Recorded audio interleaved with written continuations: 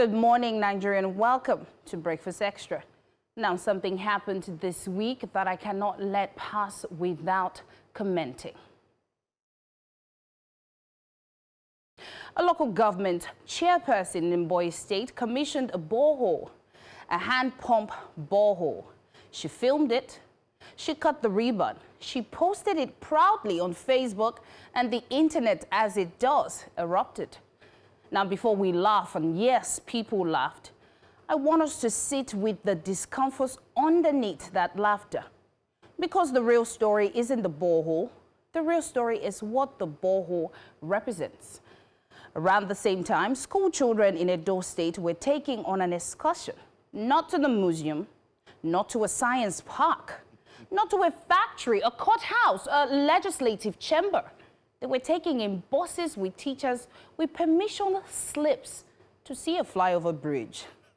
Edo State's first flyover, built since the state was created in 1991. Yes. 35 years. 35 years. And one child looking up at what is, in any other city on earth, just a piece of ordinary road infrastructure, a road built on top of another road, and said these words: "We have never seen a good thing like this in our state." Let that land. A child in 2026 in Nigeria, looking at a bridge that cars drive over and calling it the best thing they have ever seen in their state, in their lifetime.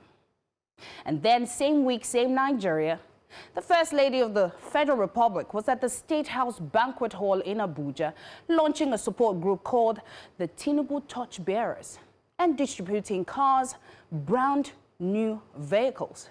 Not to flood victims, not to rural health clinics, not to schools without furniture or hospitals without drugs, to APC women leaders in 5 opposition states. Personal gifts, she clarified. Register them in your names, use them for the party. Same week that Nigerians were on the street protesting kidnappings. Same week the school children were being taken on a field trip to see a bridge. Same week that a hand pump was being commissioned as a legacy project. Same week, same Nigeria. This is the picture. This is the full picture. At the bottom, a borehole with a ribbon and a plaque. In the middle, children marvel at infrastructure that should be invisible. The kind of thing you drive over without thinking about it. And at the top, the machinery of power, well-oiled, fully funded, already mobilizing for 2027. The people get hand pumps. The party gets cars. And then I thought about so many things, that Nigeria has over 240 million people. It's something to think about. And yet there's poverty here in Nigeria. A country with so many resources. A country with so many resources, 240 million people, more than half the EU's entire population, that remains in poverty. And not because of a lack of resources, not because of geography, but because of a failure of leadership. And then, in all of that, in that statistics and diplomatic language, we saw this week in 3 different images, all in one. A ribbon on a hand pump, children on a field trip to a bridge, cars for the party faithful. How did we get here? We got here slowly, the way we boil beans. We got here when we normalized the absence of pipe-borne water so completely that we started celebrating the hole in the ground we replaced it with. We got here when a generation of children grew up never seeing a flyover in their own state. So when one finally appeared, they needed a school trip to process the miracle of it. We got here when the state's resources, which belonged to the people, became the personal instrument of political loyalty and electoral calculation. We got here because the bar was lowered, and then lowered again, and then lowered again, until the ground itself became the standard. The borehole chairperson is not the villain of the story, trust me. She is a symptom. The Edo school children are not the story. They are the evidence, and even the First Lady and her cars. That is not new. That has always been how power rewards itself in this country. Now, the real story is what we have accepted. The real story is how long we have been quiet. The real story is this is our reality. But rising requires that we first refuse loudly, collectively, without apology, to keep calling the floor the ceiling. It requires that we stop letting a hand pump masquerade as development, that we stop treating a bridge as a wonder of the world, that we stop allowing the people at the top to hand out cars while the people at the bottom hand pump their water. The children in Edo deserve more than a bridge. The communities in Ebonyi deserve more than a pump and a plaque. And we, all of us watching, all of us paying taxes, all of us still here, deserve a country that measures itself by more than its ability to survive, because survival is not success. And the bare minimum, I tell you, is not gold. And with that, I say good morning again. I am Queen Celestine. And of course, I never do this alone. It's impossible. I am with Mazino Appeal. Mazino, good morning. How are you? As serious as that was, I was here doubling over and laughing. I'm serious. I was actually laughing. Maybe you heard me. I was also laughing and making... We will tell them what you... First of all, what's your problem with boiling beans? That's the way things move. Remember growing up, boiling beans used to take forever before pressure pots came in. And that's Nigeria's story. Yes. But come on, let's depopulate Lagos. Why do I say this? Everybody comes to Lagos to come and count a bridge. At least now there are bridges in Edo State, so they can stop coming to Lagos. Well, the good thing now, if you get to Lagos, well, you have Ojota welcoming you with a lot of fragrances and oud, the perfume. We're talking about that today. Well, good morning. Over. Yeah. Let's do this. Indeed.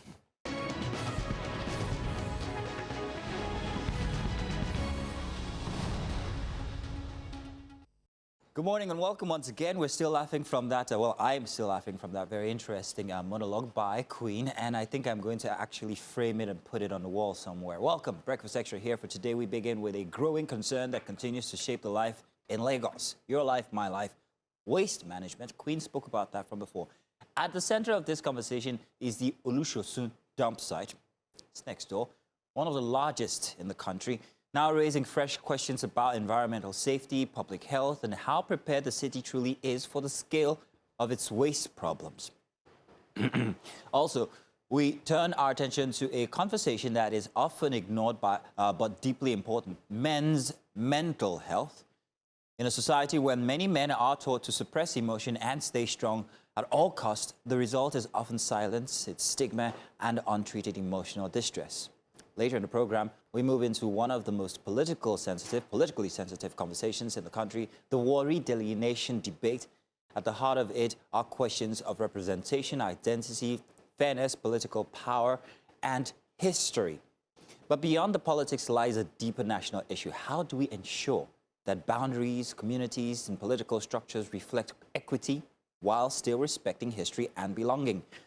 And in the third hour, we mark World Environmental Day with a broader reflection on climate action, conversation, and shared responsibility, from rising environmental challenges to the urgent need for sustainable practices.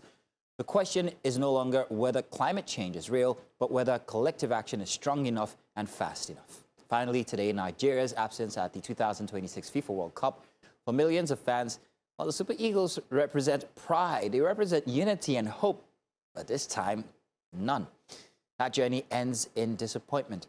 As conversations grow around performance, leadership, and structure, we're examining what the setback truly means for Nigerian football and what it will take to rebuild a team capable of competing on the world stage once again. It's been 2 years, we've been amiss.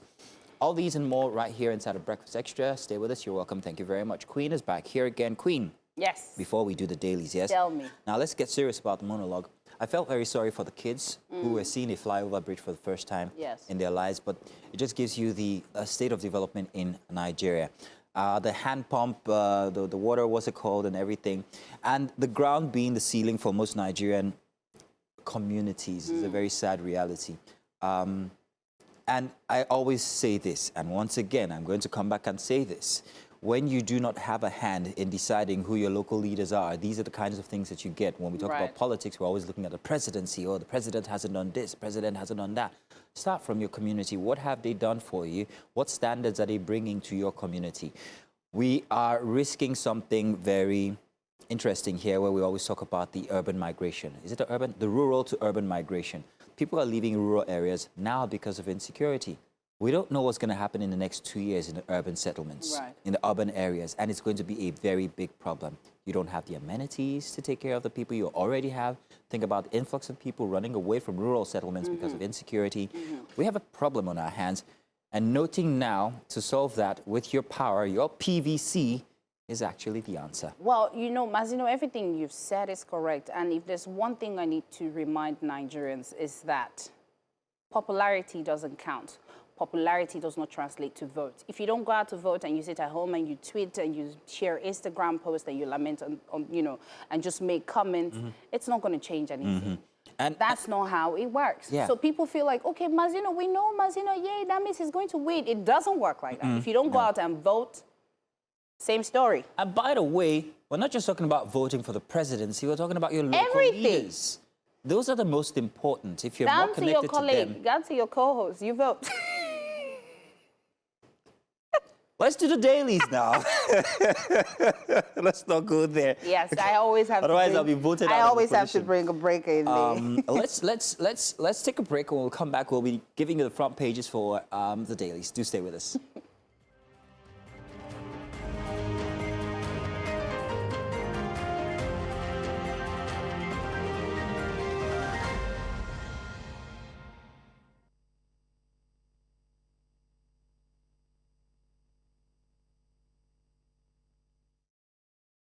Welcome back, and we're going to dive right into the dailies. And the first one we'll be focusing on is the Sunday Punch. Let's look at it, shall we? Yay. And Sunday Punch says, Newspaper of the Year.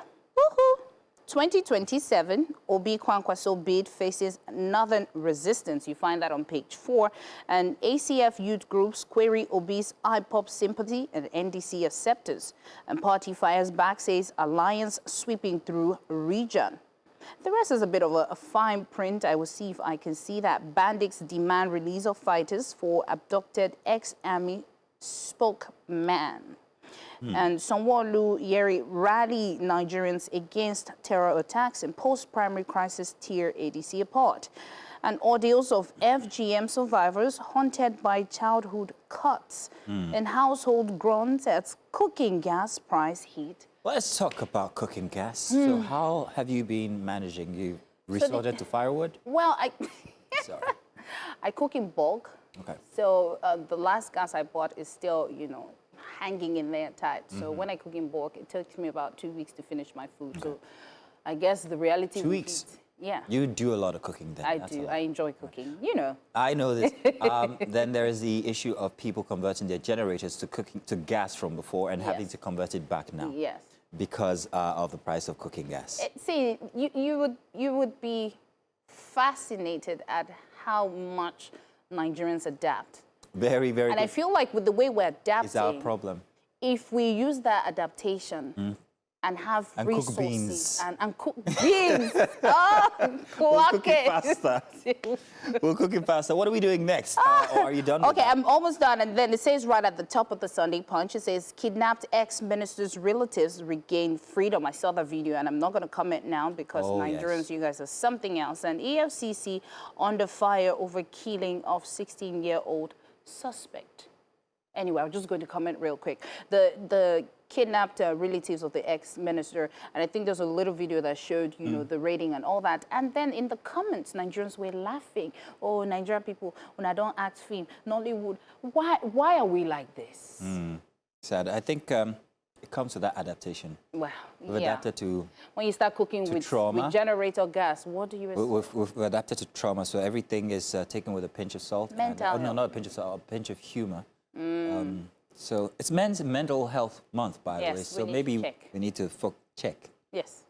Moving on now to the Nation newspaper. I got this big headline here. Insecurity, military communities in fresh onslaught against bandits. Ex-Minister Adelabu's sister, 2 children regain freedom. Thank goodness. Bandits demand release of jailed colleagues in exchange of abducted retired general wife.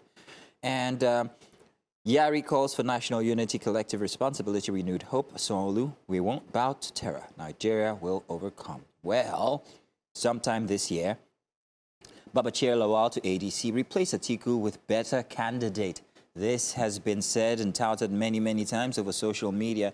Bombs ex-VP on banditry and others. And toxic neighbors, factories pump death into Otta residential estate. There is a, what do you call it, industrial estate in Otta that I know has been there for many years. I'm wondering if this is the one, and if it is, why this is becoming a problem now. PDP Turaki group claim victory in fresh appeal court. Parties want faction. Sentence for, I can't see the fine print, my apologies, I don't have such good eyesight. And Tinubu's leadership transforming Nigeria, says Wike. But of course, did you see him at the convocation? Was it convocation yesterday? Very long speech. Long. All read out, by the way. And certain punctuations in places that cause for comedy. I will say that Wike is a very interesting person. If you get to Abuja, you'll get lost. You'll miss your way. Uzodinma Ododo mobilized Igbo's Kogi people for Onyebanji's re-election. Pictures on there, you can see some very interesting photo story for the nation. That would be all for the front page of the nation for Sunday this morning. I think the next will be the Sunday Times. Okay. Of course, right at the center, ex-defense spokesman's doctors demand release of members and seized livestock. Ex-Minister Adelabu's sister and children has been rescued. And Obi calls for holistic approach to insecurity challenges. And right at the top, MTN opens data billing system to public review amid consumer complaints. And Serena Williams' expected return excites fans. That's basically it at the, the Sunday Times. All right. Sunday Sun's got these headlines here, front and center. Big one. 2027 INEC data leak raises fresh fears. We had this conversation yesterday. Stakeholders seek punishment for perpetrators, accountability. Remember we asked Kunle about, was it Kunle or Toye we asked about accountability? We don't just leave it there. Let's find out exactly who these are and make it public what the consequences of such leak is going to be. You don't just, because you have a political office or whatever office it is, one of authority, say you can do this and that. Okay, yes, okay, I'm sorry, and then it's up. Even there's no apology yet.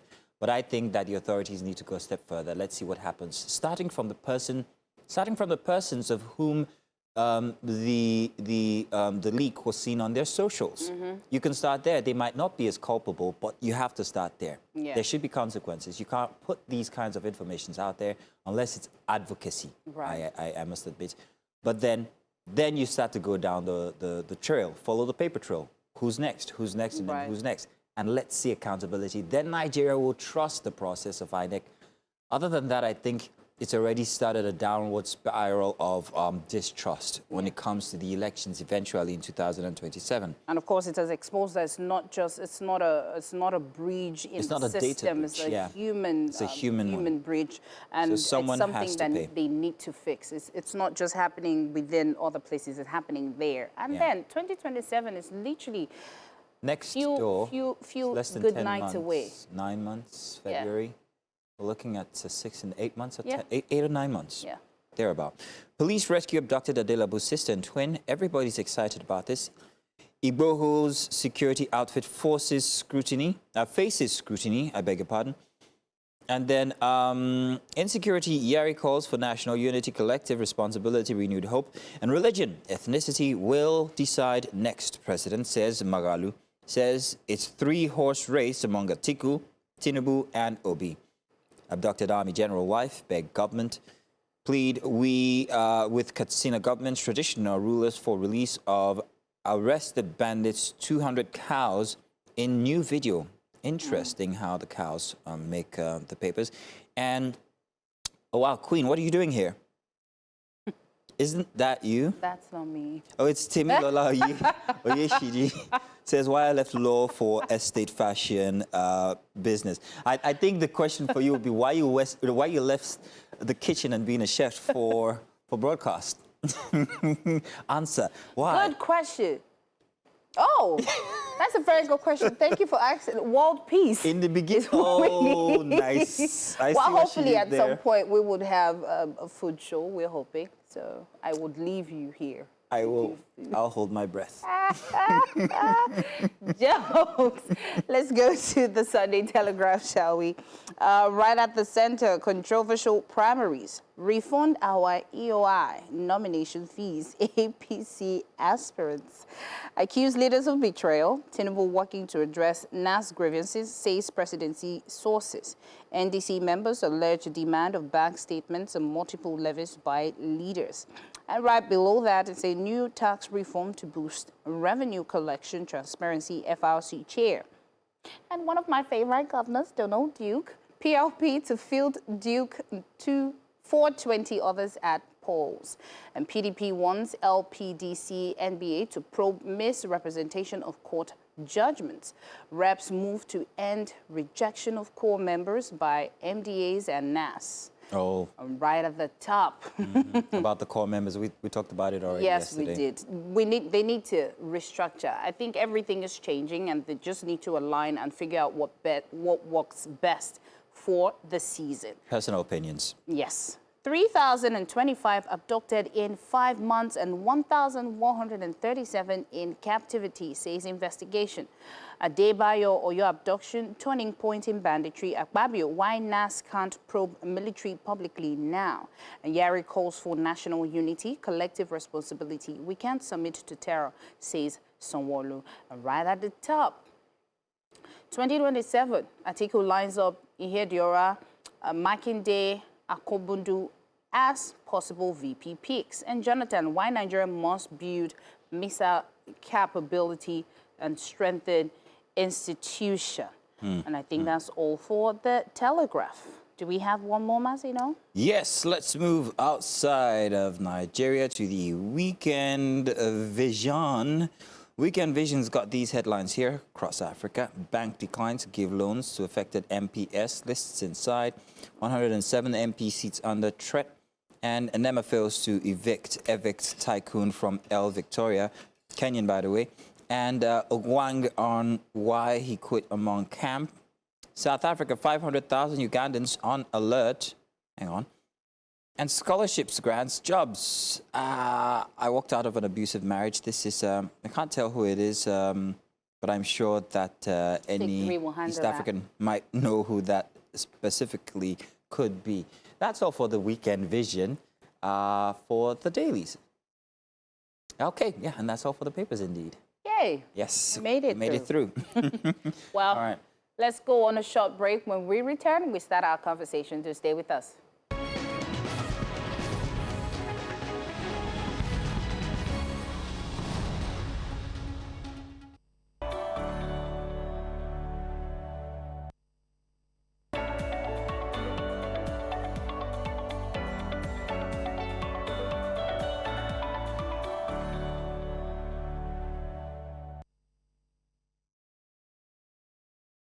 Welcome back, and now let's dive into our first big story.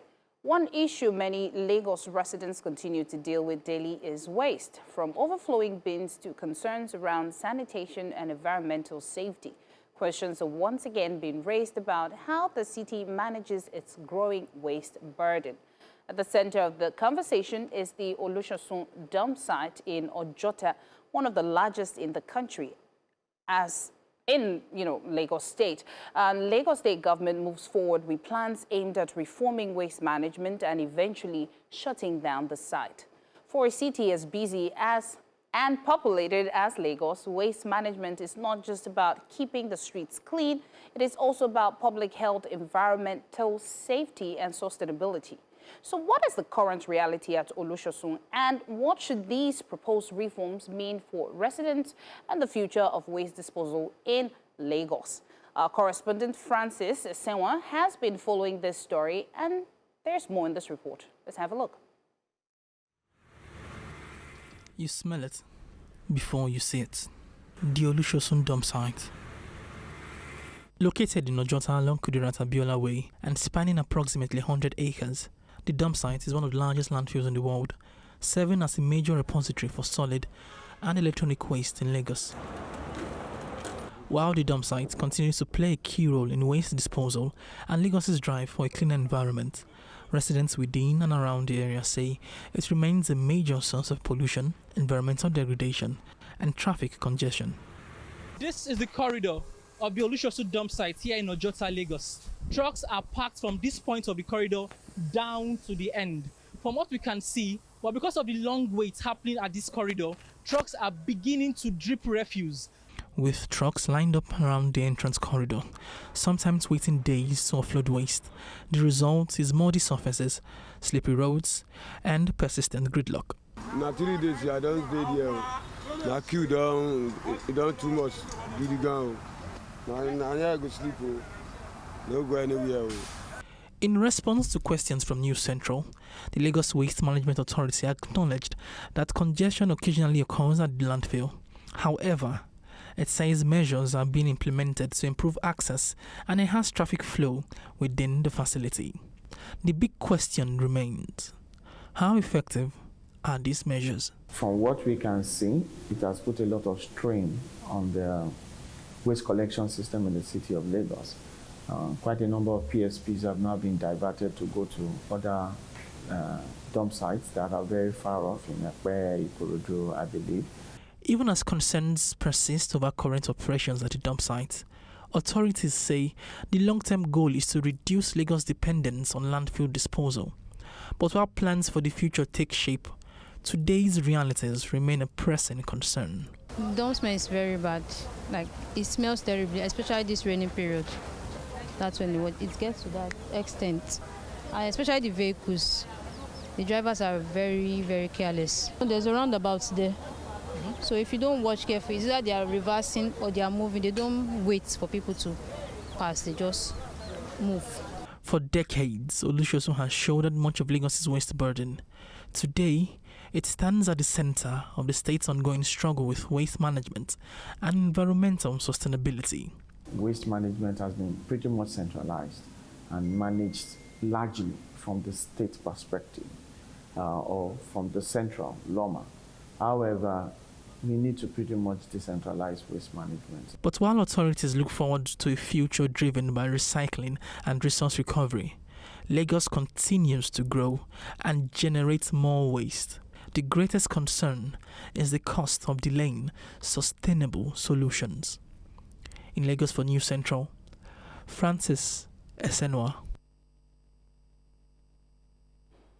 Now, after that report, to help us unpack the growing concerns around waste management in Nigeria, rather in Lagos in this case, we have joining us Deji Akinpelu. He's an environmentalist and a co-founder of Rethinking Cities. Thank you very much for joining us, Deji. Hi, thank you. It's been a while since you've been here. Why haven't we had any calls to have you over? He's working on Has Lagos been that okay? It's good to have you here. We're talking about this situation in Olusosun. It's no longer it's not a dump site. It's a city within a city. And the funny thing is that Queen, it's of economic value to the people who actually live there, because they do live there, and that's a very funny thing. Lately, it would seem that Lagos is unable to manage its own waste because we've outgrown the system. Now you have to ask yourself whether we're solving tomorrow's problems with yesterday's infrastructure. And that seems to be at the bottom of this infrastructure. When you look at the situation, what's the first thing that hits you as an expert town planner and environmentalist? Well, by the way, I'm not a town planner. Okay, but the last conversation was on town planning. Yeah. But of course, I speak to quite a number of issues that relate to town planning. Great, so you're still an expert. But of course, we've done a whole lot of work around this space, and waste management is one of it. And speaking about what's going on at Olusosun, you're quite correct. We are trying to use yesterday's infrastructure to solve today's challenge. So what is actually going on, what the state government is trying to do is to convert that space to a material recovery center facility. So what you're experiencing at Olusosun is a partial closure. So unlike before when the trucks were able to just go in, but because of the if you look at that picture to your right, you see the trucks are lined up. No, some facility reconstruction that is going on there. Yes. But this is something over there by the right. Yeah. So, but this is one move that we should have made a very, very long time. And how it's being executed is also something that we need to discuss because Olusosun is experiencing a partial closure, so the trucks can't go in. Some of them are now being asked to divert to Ekpe, Badagry, so they have to do a long journey. So that's why in the last few months, you discover, if you look outside, even those who experience the PSP operators coming to their community on a regular basis, you no longer have them coming on a regular basis because they have to travel very far. And also it's the raining season, so the roads are bad. Some of the PSP operators that have even managed to say, okay, we are not going to go to Olusosun, we are going to go to the site at Ekpe, have their trucks break down, and they have to spend, from the research that we have done, they are spending a whole lot maintaining their trucks. So it's a very, it's not a very good situation in the city of Lagos. If you drive around Lagos, it's not uncommon for you now to see waste just lining up on the median. In the last 7 days, from even some of the studies and the things that we have gathered in sites where we work, PSP operators have not showed up. Because we do daily records, collect daily records to monitor and see how this waste is being collected. By the way, Lagos State generates about 13,000 tons of waste on a daily basis. Daily? Yeah, that means if... Give us an idea of that. Compare that to any other city in Nigeria. Oh, okay. Of course, Lagos is the highest. 13,000 as against, let's say, maybe. Okay. So let me put it in perspective. So that means you see those trucks. You need about 1,300. Wow. Of those trucks every day to go around Lagos to pick up waste. 1,300. So if you do 10 tons per truck, that means you need 1,300. So the question you ask yourself is, how many trucks do we have in the city of Lagos?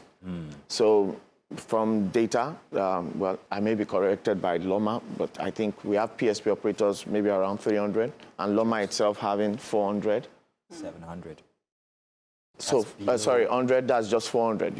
Let's just say roughly 500 trucks in the city of Lagos. Less than 50% of the required... required amount of trucks that need to go around the city. So even you always hear things like, oh, people are not doing this, but you don't even have the facility, you don't have the infrastructure, you don't have the right facility like Olusosun should be a material recovery center, which they're trying to convert to. But the people, the amount of trucks that you need to go and pick up isn't enough. So so we have this garment of, that's one on the logistics side. Then there's also behavioral side. Are we separating our waste? And you must have heard this all the time, oh, let the people separate their waste. But how can we sustainably get our people into the right attitude to begin to separate their waste from source?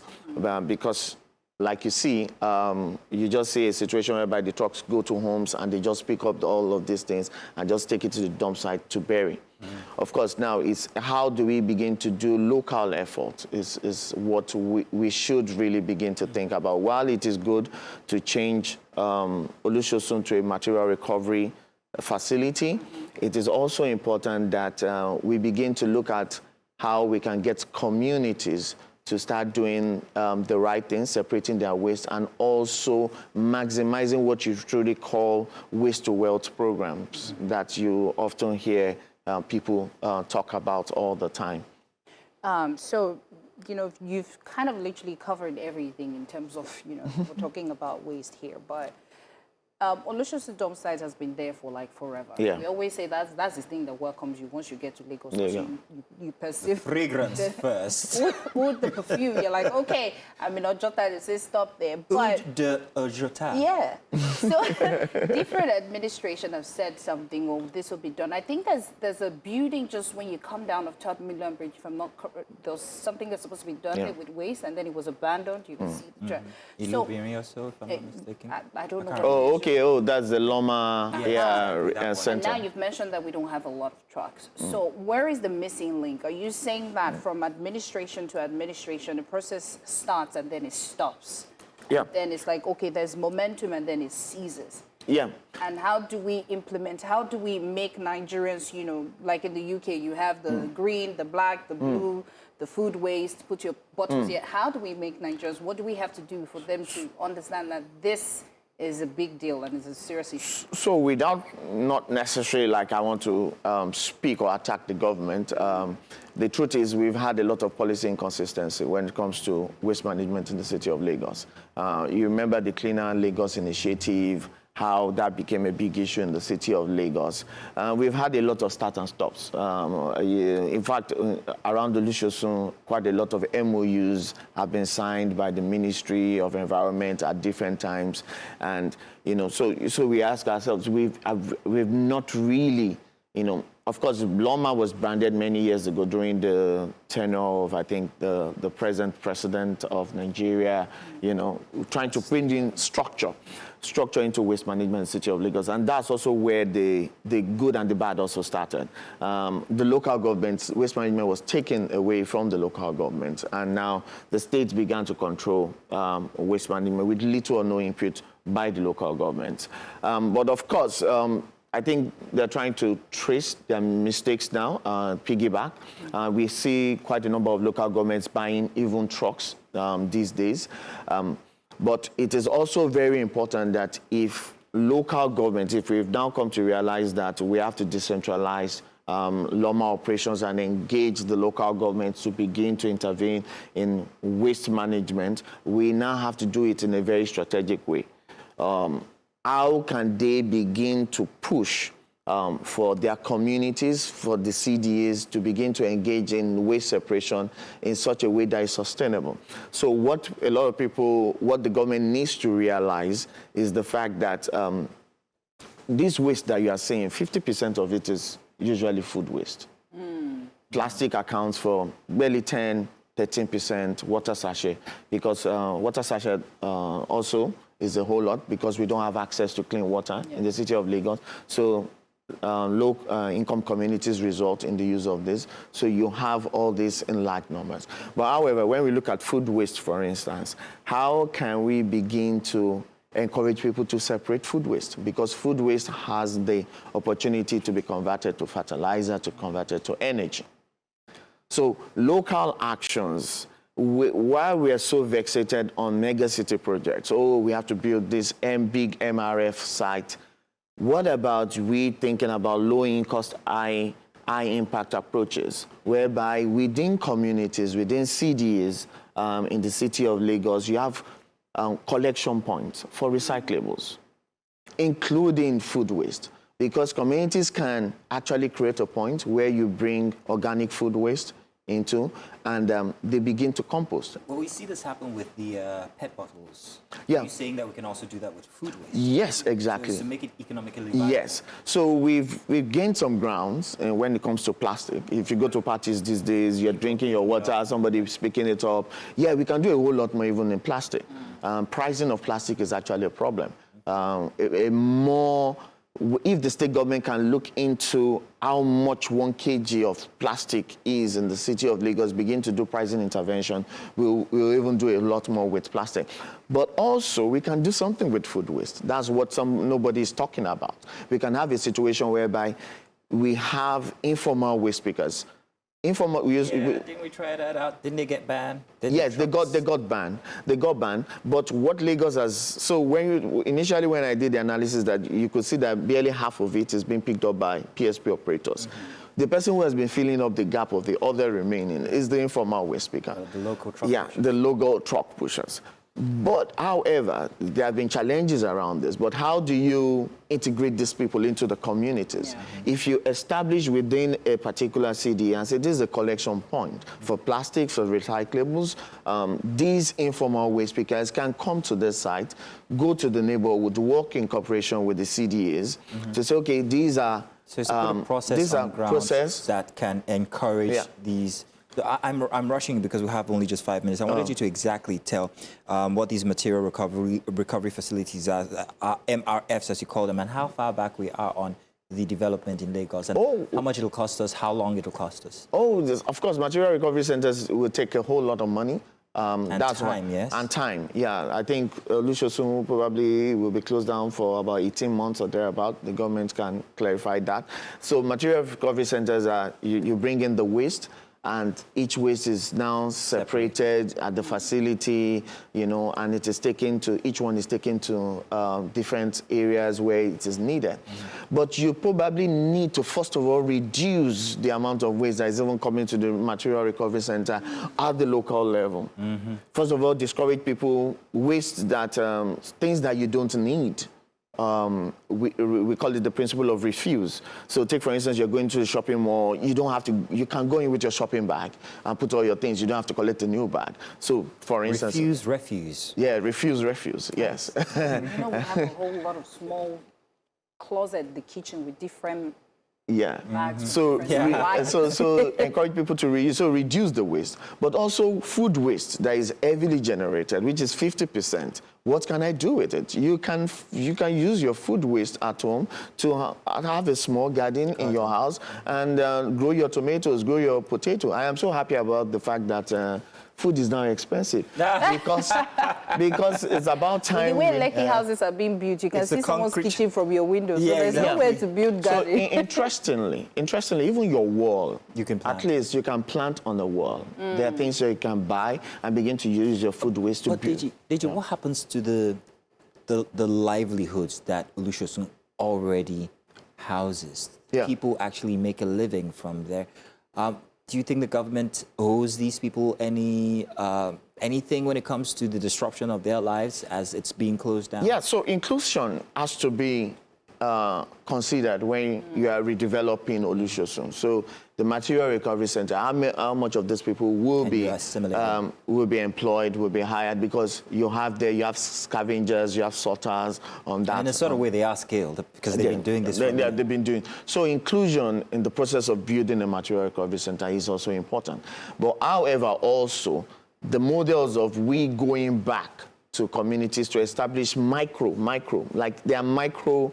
You having some micro material recovery centers in communities also creates an opportunity for them to be included, to go to these places and to also work. Do you think policies might be able to help make Nigerians become more waste advocative? Yes, we can put in place policies. Corporate organizations generate food waste every day, for instance. Event centers.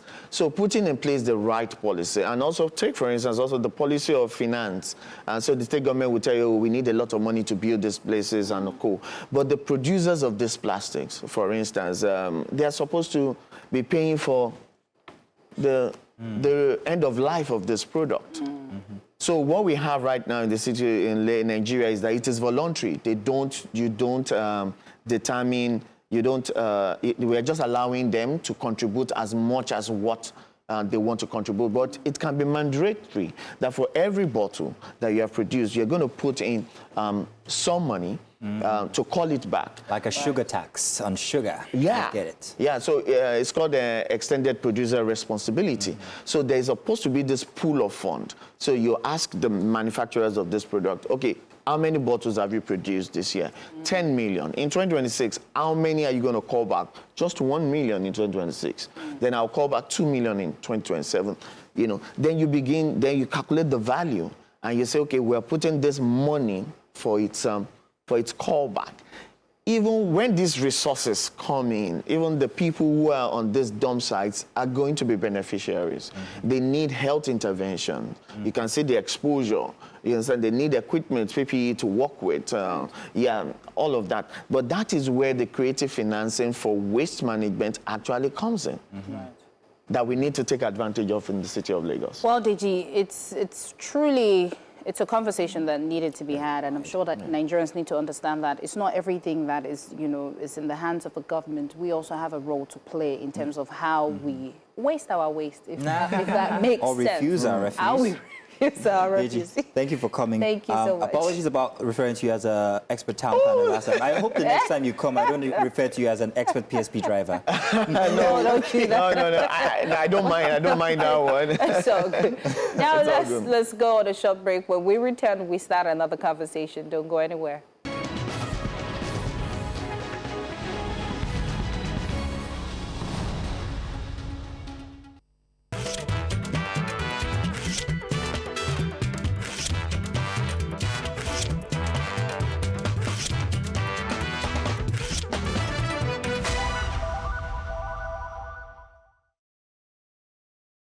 Well, good morning again and welcome. If I can find my pockets. It's time for the strips. This is a Sunday edition, and every Sunday we bring you editorial cartoons from all through the week, and then we talk about them lightly.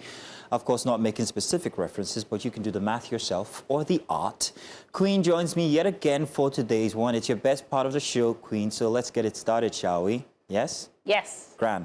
All right, so while the producers are putting up our very first strip for today, let's note that every single week you feel free to also send us in some that you think we should discuss, and just before Sunday, we'll be curating them and talking about them here. Now, Nigerians and satire, Nigerians and cynicism, you get this. Love it in any case. We've got just a very short time today, so Queen, let's dive right into it. We have a very interesting one here, and this is by Asukwa and is from Business Day, if I'm not mistaken. Here you can see, if we can put that up on the screen real big so that everybody can see what's behind me. I want everyone to see the political figure behind him, sacks of cash that say renewed hope, conditional cash transfer only, and then the people here, the impoverished people. Politician says, first condition, on whose mandate are you standing? The people say, hunger's mandate. Very interestingly here, I see a very small shift to what normally is weaponized to what is being weaponized here in this cartoon. While we always know that when it comes to Nigeria, poverty is weaponized, I see a very slight shift here by the cartoonist. The people are weaponizing a very popular political slogan that has been associated with certain members in in authority. On your mandate, we shall stand. They're saying, no, on hunger, we're standing now. You could take this as a slight turnaround to say we are now basing our realities on what's on ground right now. We are hungry, we need change, we want things to happen. Or maybe it's simply a call by the cartoonist to people to note that you cannot continue to bend when it comes to your rights, the obligation of the government to you. The politician there, of course, we know what the rhetoric has always been when it comes to elections. Cash transfers are supposed to be welfare. They're supposed to be intervention. They're not supposed to be weaponized against the people. But, hey, what do you have to say about this, Queen? Well, we've seen different videos where before election, you see people handing out 1,000 naira, bottle of Fanta, bread, meat pie, rice, noodles, different things. And it feels like they're buying your vote. And because of hunger, a lot of people just agree to it, and it's really heartbreaking. And I think they've also gotten to the point where they've realized that 1,000, that Fanta bottle, it's not making any sense. It's not making any sense. We can't be going on school excursions just to see flyover bridges. Let's check our next one out, producers. Thank you very much. Very interesting one for our very next, this is a recall to 2 weeks from before when the president was asked about insecurity in Nigeria, and his reference was to sacrifice and the fact that every Nigerian has to make a little bit of sacrifice. There are two of these, but I don't think we need to show the other one after we've shown this one. This is from Business Day once again, and it's Asukwa. Now, notes the fence that divides the authorities on one side from the who seems to be the victim on the other side. Citizen X, that represents you and I, here, Queen, and the authorities, whoever they might represent, it's your take on that one, says, yes, we demand such self-sacrifice from every citizen to move the country forward. There's a big fat ram on the fire there, and if you look at the semblances of these figures, you might be able to draw a few similarities between the people that you know that rule Nigeria and what's going on there. Note, once again, the fence. And this poor sacrificial citizen who has a knife to his own chest and tears running down his eyes. It's very sad. But for me, the biggest point to note in this cartoon is the fence. That fence represents one thing. It's the actual divide, the very wide divide from what governance experiences and what the people experience. If you're asking Nigerians to make sacrifices, this is the kind of sacrifice you're asking them to their very last blood, because we have nothing else to sacrifice. Not our time, not our money, not our health, not our well-being, because there's none of that left. All we have is a knife to our chest. But yet, the lavish lifestyle of our authorities and people in power seems to create a very stark difference between what they're asking us to do and what they themselves are actually doing. Your take, Queen. Very simple. Remember, a few weeks ago, his speech about Abraham and his son exchanging animal for his son. But here, the animal is already dead and being cooked. And the human being is You would still notice lying that, down. Chef Queen. Sad reality, Nigeria. Sad reality. Very sad. Absolute.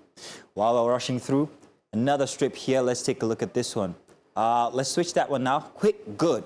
So I saw this and I said to myself, okay, where do we go, Nigeria? Kids in captivity, as you can see, them bound by their feet and their hands, they're crying, and then the bandits saying, okay, no, we don't accept rice. Now, it's a very sad and sensitive topic here because this time we have kids that are involved in the Oyo State kidnapping instance. We thank God for the Adelabus because they have been rescued only just from yesterday. We saw those videos up on socials. But inside of the Oyo instance, we also hear the demands that are being made by the bandits who are requesting for arms, Queen. They're requesting for guns, for weapons in exchange for the kidnapped pupils and teachers. And also cash as well. And the Oyo State authorities have said that they are not going to be negotiating with the bandits. Yes. Which is very, very dicey, very, very sensitive. But you have to understand that this is supposed to be a policy across the entire world. You do not negotiate with bandits. But then again, if you do not, then you must have the capacity to be able to rescue the folk that are in their captivity, which is the problem here in Nigeria. We do not have that. So we might be bargaining with everything that we have just to try and rescue these kids, one of whom we hear might have passed away over the week. She was 7, and I think she died out of ill health. And there's still that 2-year-old who's still in captivity along with the teachers and 39 other kids. So it makes it a very unstable ground to negotiate with. And people are still talking. The wildlife is still out there. We're going on week 4, by the way. I don't know if you have any takes you want to take on this cartoon here. Masito, you kind of, you've touched on everything. And to be fair, the era has changed. These guys know exactly what they are looking for. And until the government decide to treat this as intense and as quickly as possible, I really don't know what to say and what to expect because the demands are getting tougher and it's getting ridiculous. What's your take on the 1,000 forest guards that have been deployed or that are being deployed or about 1,000 forest guards for a forest where drones cannot see. Wait, let me remind you that this was also the suggestion by the presidency when it came to the Just instance. We had a guest on yesterday who said that since then, up until now, there has been no deployment. Now, this is an even more urgent situation. And yes, we've heard that again, 1,000 forest guards. Are they going to be trained? Will they make the situation more complicated? Oh, remember when they said they would take the retired police officers and armies and put them there to fight? Retired. So that how they don't collect their will they pension. be? Is another question. So it's a very dicey situation. But like I said in yesterday's monologue, we didn't just get here like that. We got here slowly. And you mentioned that in your monologue as well this morning. It's a slow progression downward until, like you said, the floor becomes the ceiling. And that's where security has gotten to in a country as big as Nigeria, very unfortunately. I'm being told I can take one very last strip for today. Let's take a look at which one. Yes. How did you write your WAEC? Where did you write your WAEC? In the classroom, broad daylight. Broad daylight. Well, kids are now writing it all the way into nighttime. The West African examinations is becoming a very interesting shadow of itself. And I say this because only last year there was protest by parents who said that this can't happen. And the authorities came out and said, we're going to work on it.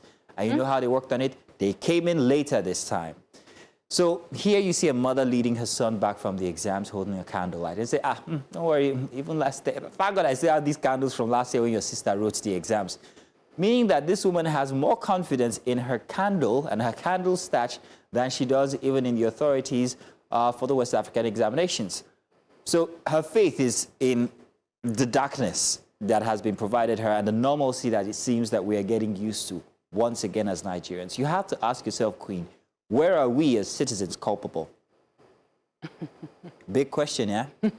I know. I think the first thing that's coming to my mind is what environment are these kids growing in? We're talking about flyovers looking like miracles. We're talking about, pumps, and now they're using candles to write WAEC. And these are supposed to be the people that will take over the world when we're gone. This is supposed to be our leaders. It's like we're regressing instead of advancing. I'm telling you, like literally, what is going on? The schools, the roofs are falling off. How do you write WAEC in that condition?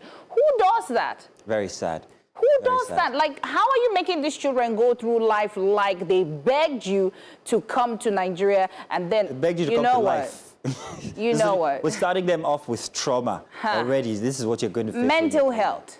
Mental health. Funny Everybody's walking around crazy. Yeah, indeed. Funny you should say that, Queen, because I think this is something we have to touch on our next conversation, something we will be touching on, mental health, only this time from the men who break their backs every single day. Yes, I'm going to ask you, Mazino, how you doing? Come over. Yeah, I think I need to answer that question when I do come over. Yeah, the producer is saying, see how confused I am. If only you know. I'm coming.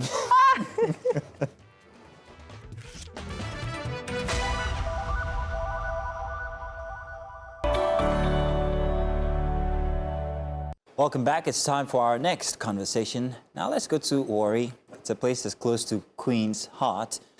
But right now, the debate over ward delineation in Warri has once again brought questions of representation, identity, and political equity to the forefront.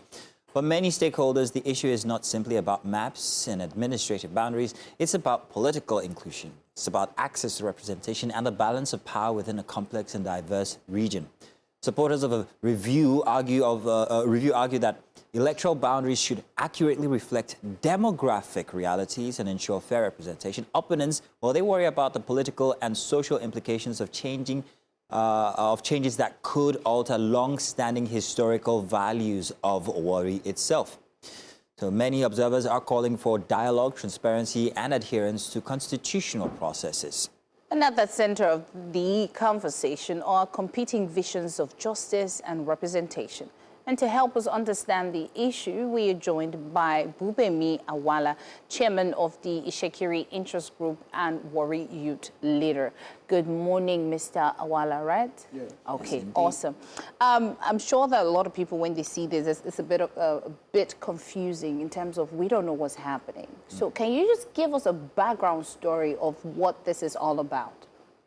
Yeah, Warri has always been under tension, even before I was born. So it is something that is not new.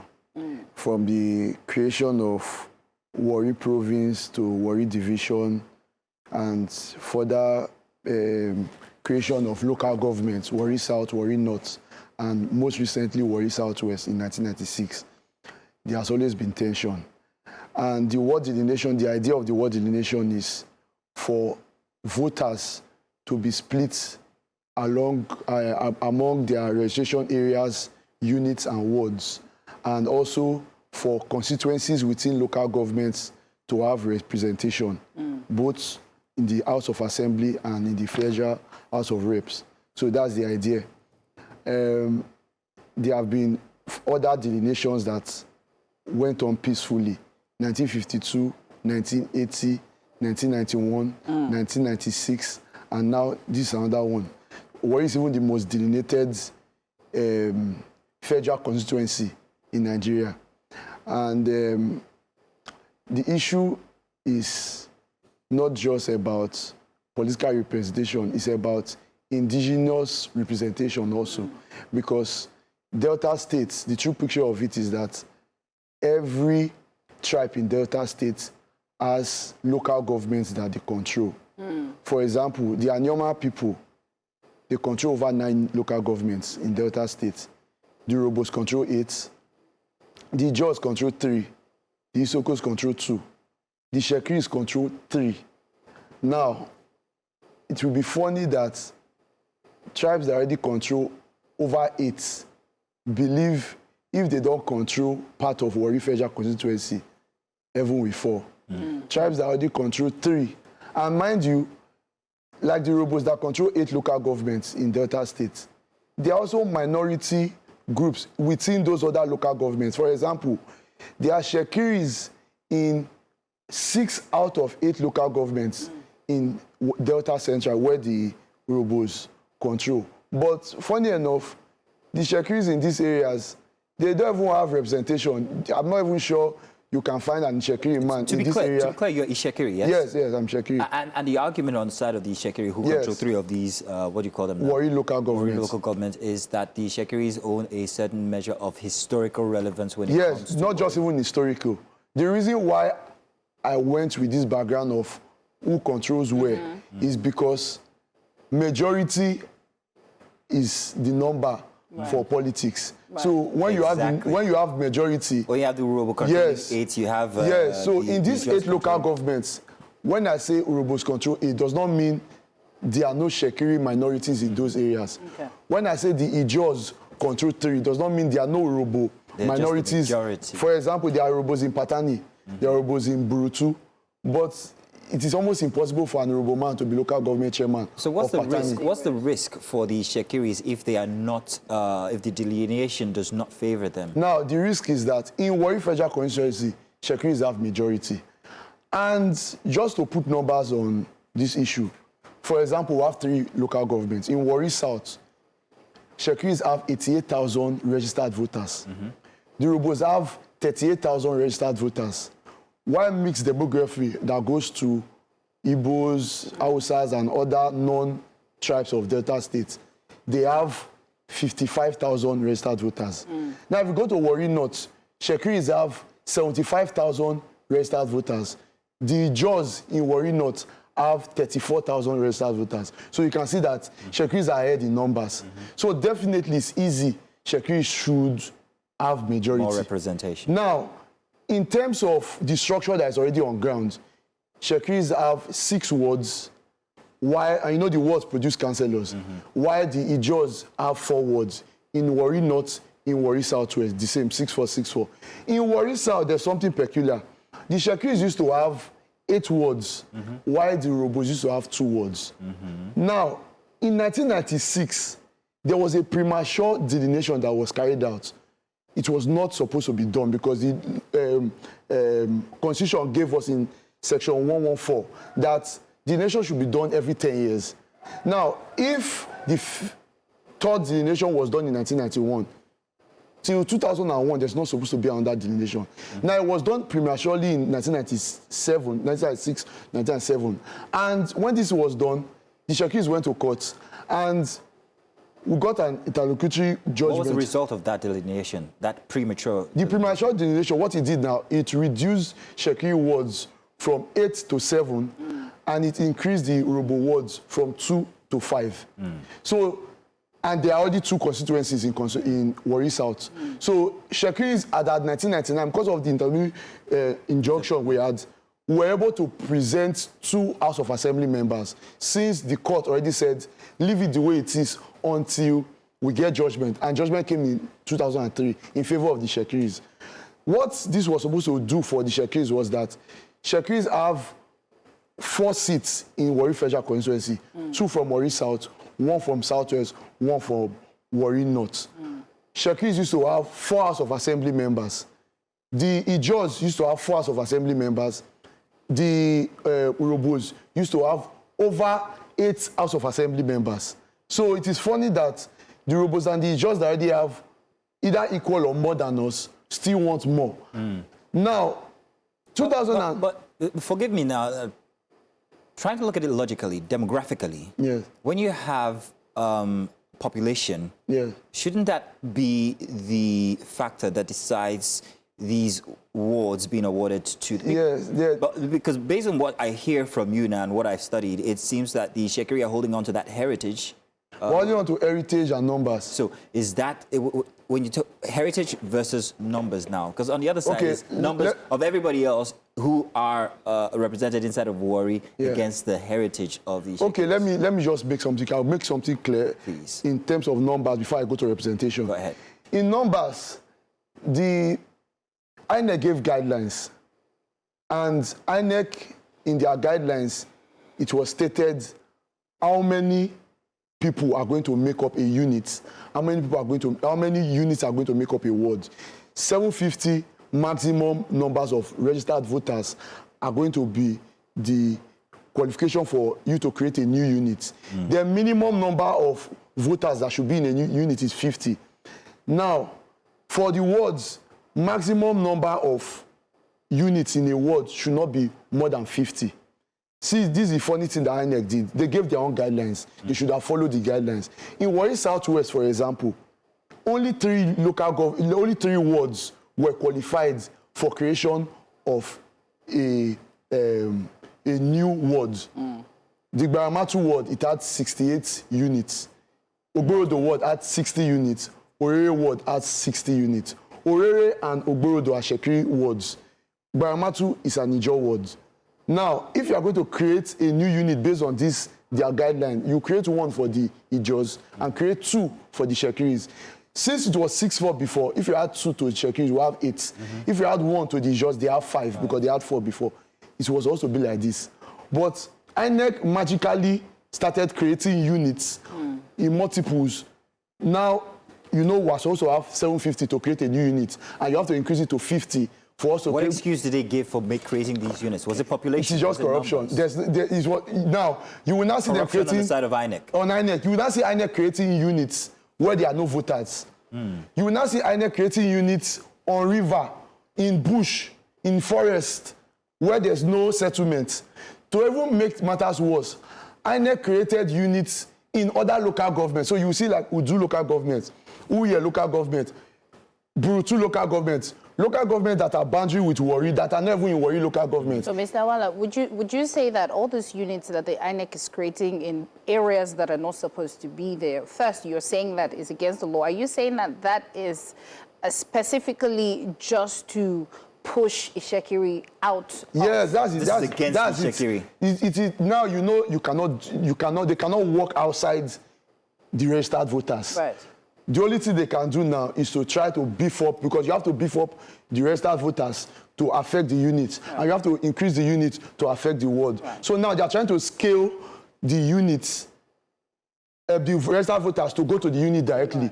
And start creating wards. Right. And when you are going to create this unit, you are not going to bring the units from heaven. You have to even work with existing units. Now, because there are no existing units they can create without registered voters, they have to go to Ondo State and Edo State to now start, because these are boundaries with Warri Federal Constituency, to now start adding units in these other areas, because they were coordinates. When they are creating units, they'll put coordinates there. Right. These coordinates now clearly reflected points in other states. So has the Shekiri group taken this matter to court, and what is the court saying? The court has done justice. First of all, the judges and the robots, they are trying to say, Supreme Court said this, Supreme Court said this. But the funny thing about it is that Shekiris are not against the Supreme Court judgment. We're against the implementation of the Supreme Court judgment. Don't change an Shekiri unit. This was another thing they did. Don't change an Shekiri unit. Give it a new name. INEC is not boundary commission that will now start renaming communities. So in the process of implementing, it seems like they're they're not going outside their Let me say this. Let me say this, Bubemi, that this is how INEC has interpreted it. That the enduring challenge of democracy is ensuring that majority populations have fair representation while minority communities are not politically marginalized. So I'm wondering, how should that balance be? Okay, now let me go to... Because according to you, you're saying that INEC is doing this arbitrarily, INEC is doing this illegally, according to you. But to be fair, they're trying not to make these minorities unfairly... not to make it an unfair... Let me now talk of representation now. Yes. There are levels to representation. For you to be president of Nigeria, if you are going to work with numbers, it is more likely for an Igbo man, Yoruba man, Hausa/Fulani man to become the president of Nigeria because they have the numbers. So they just need fewer support to get to the president. It is almost an impossible task for an Ishekiri man to be president of Nigeria because the numbers are not in our favor. So maybe our limit will be to target for governor. Now, when it comes to representation, these people that I'm talking about, that said this one has this word, this one has, the robots and the judges already have wards on their own where they have representations with councillors. So what they are trying to do, they are trying to go beyond having councillors. Now, this illegal ward structure that is in Warri South, for example, when the Shekiris were supposed to have 8 wards and the robots were supposed to have 2 wards, what INEC did as at that time, INEC disobeyed the court order in 2003. They went to Court of Appeal, stayed in Court of Appeal for 15 years just to frustrate the effort. They lost again in Court of Appeal, and they still refused to implement this judgment of 8-2. What they were now using was 7 Shekiri wards and 5 robo wards. And with this, there were 2 constituencies. So the robos already had and House of Assembly members, sorry. So from 2003 to date, an Honorable Man has always been in Warri South, constituency 2, while an Shekiri man in constituency 1. This man in constituency 2, currently that is the House of Assembly member is an Honorable Man. In Warri Southwest, where they claim that there's no representation, the Shekiris have even been magnanimous because we have majority. If you go for a primary election, Shekiris with more wards will have more delegates. So it's easy for an Shekiri man to always win any election in the primaries. The present Speaker of Delta State House of Assembly is an Ijaw man. The Shekiri voted for this Ijaw man to represent their local government where they have majority. And guess how many times he has gone? How many? He has gone 2 times. He's going for his 3rd tenure. Even the governor supported the Ijaw man to go back again when this crisis is already brewing. Now, this is another thing that you need to know. Even in Warri North, so there's no local government that these people have not tested power. The local government chairman... You're calling this a takeover? Is that what it is? That's what it seems like. Okay, because if it was as if you were giving us in other local governments where the Shekiris were minority. For example, in Sapele local government, and the Shekiri man has never gone beyond the position of councillor. So just a second, Queen, I apologize. So if you're calling this a takeover, this is a takeover over the fact that, first off, when it comes to heritage, Warri is supposed to be, according to most Ishekiri... Not even according to Shekiri, according to the Supreme Court. So for example, the Supreme Court in 1965, 450, SC 450, 1965, says that... Now that's where I'm in going. Sam Warri versus Secretary General of Federation, Musa Ereku, and Shekiri Communal Land Trust, the Shekiris in Warri are the owners of Warri. Heritage. Now, the Supreme Court said if you are an Honorable Man living in Igbudu, Agbasa, or any area of Warri, you are a tenant. So if the Supreme Court has said this is not the opinion of Shekiri, this is the opinion of Supreme Court. But then there are also other rules that say that if you've been in a place, a position for long enough, then you can claim heritage to that place. You can, talk about 1956 contest. Now. You can contest, yeah. Yes. This is 1956, and populations have shifted, things have changed. Warri is a commercial center where people move in. It's very strategic for Nigeria, whether historically or even now. So what it seems like, and I'm wondering about the tensions that this is raising in Warri, because it will raise tensions where you have different ethnicities fighting for relevance. In this case, I'm seeing a situation where broader governance issues are beginning to cause ethnic contests. And I worry for the elections, and I'm wondering what local leaders are doing to be able to make sure that this does not boil over. What are the risks? Well, there are a lot of threats and careless statements that have been going on so far. Recently, some Ijaws of Ogbujo, they have been issuing threats to the presidency. They even went as far as calling the First Lady that she should stay in the kitchen. She does not have a say in Warri Federal Constituency. I don't even know when the First Lady became a member of the INEC committee. Infrastructure. Now, the other funny thing that we have noticed is that there's a trend that has been coming from the creation of Delta State. In 1996, when you hear of the Warri crisis, it was also a delineation like this that led to it. When the delineation is not in favor of a particular tribe, you protest or go to court. Those are the two ways. But what the judge did in 1996, instead of going to court or going to INEC, they started burning Shekiri villages as if those are INEC offices they are burning.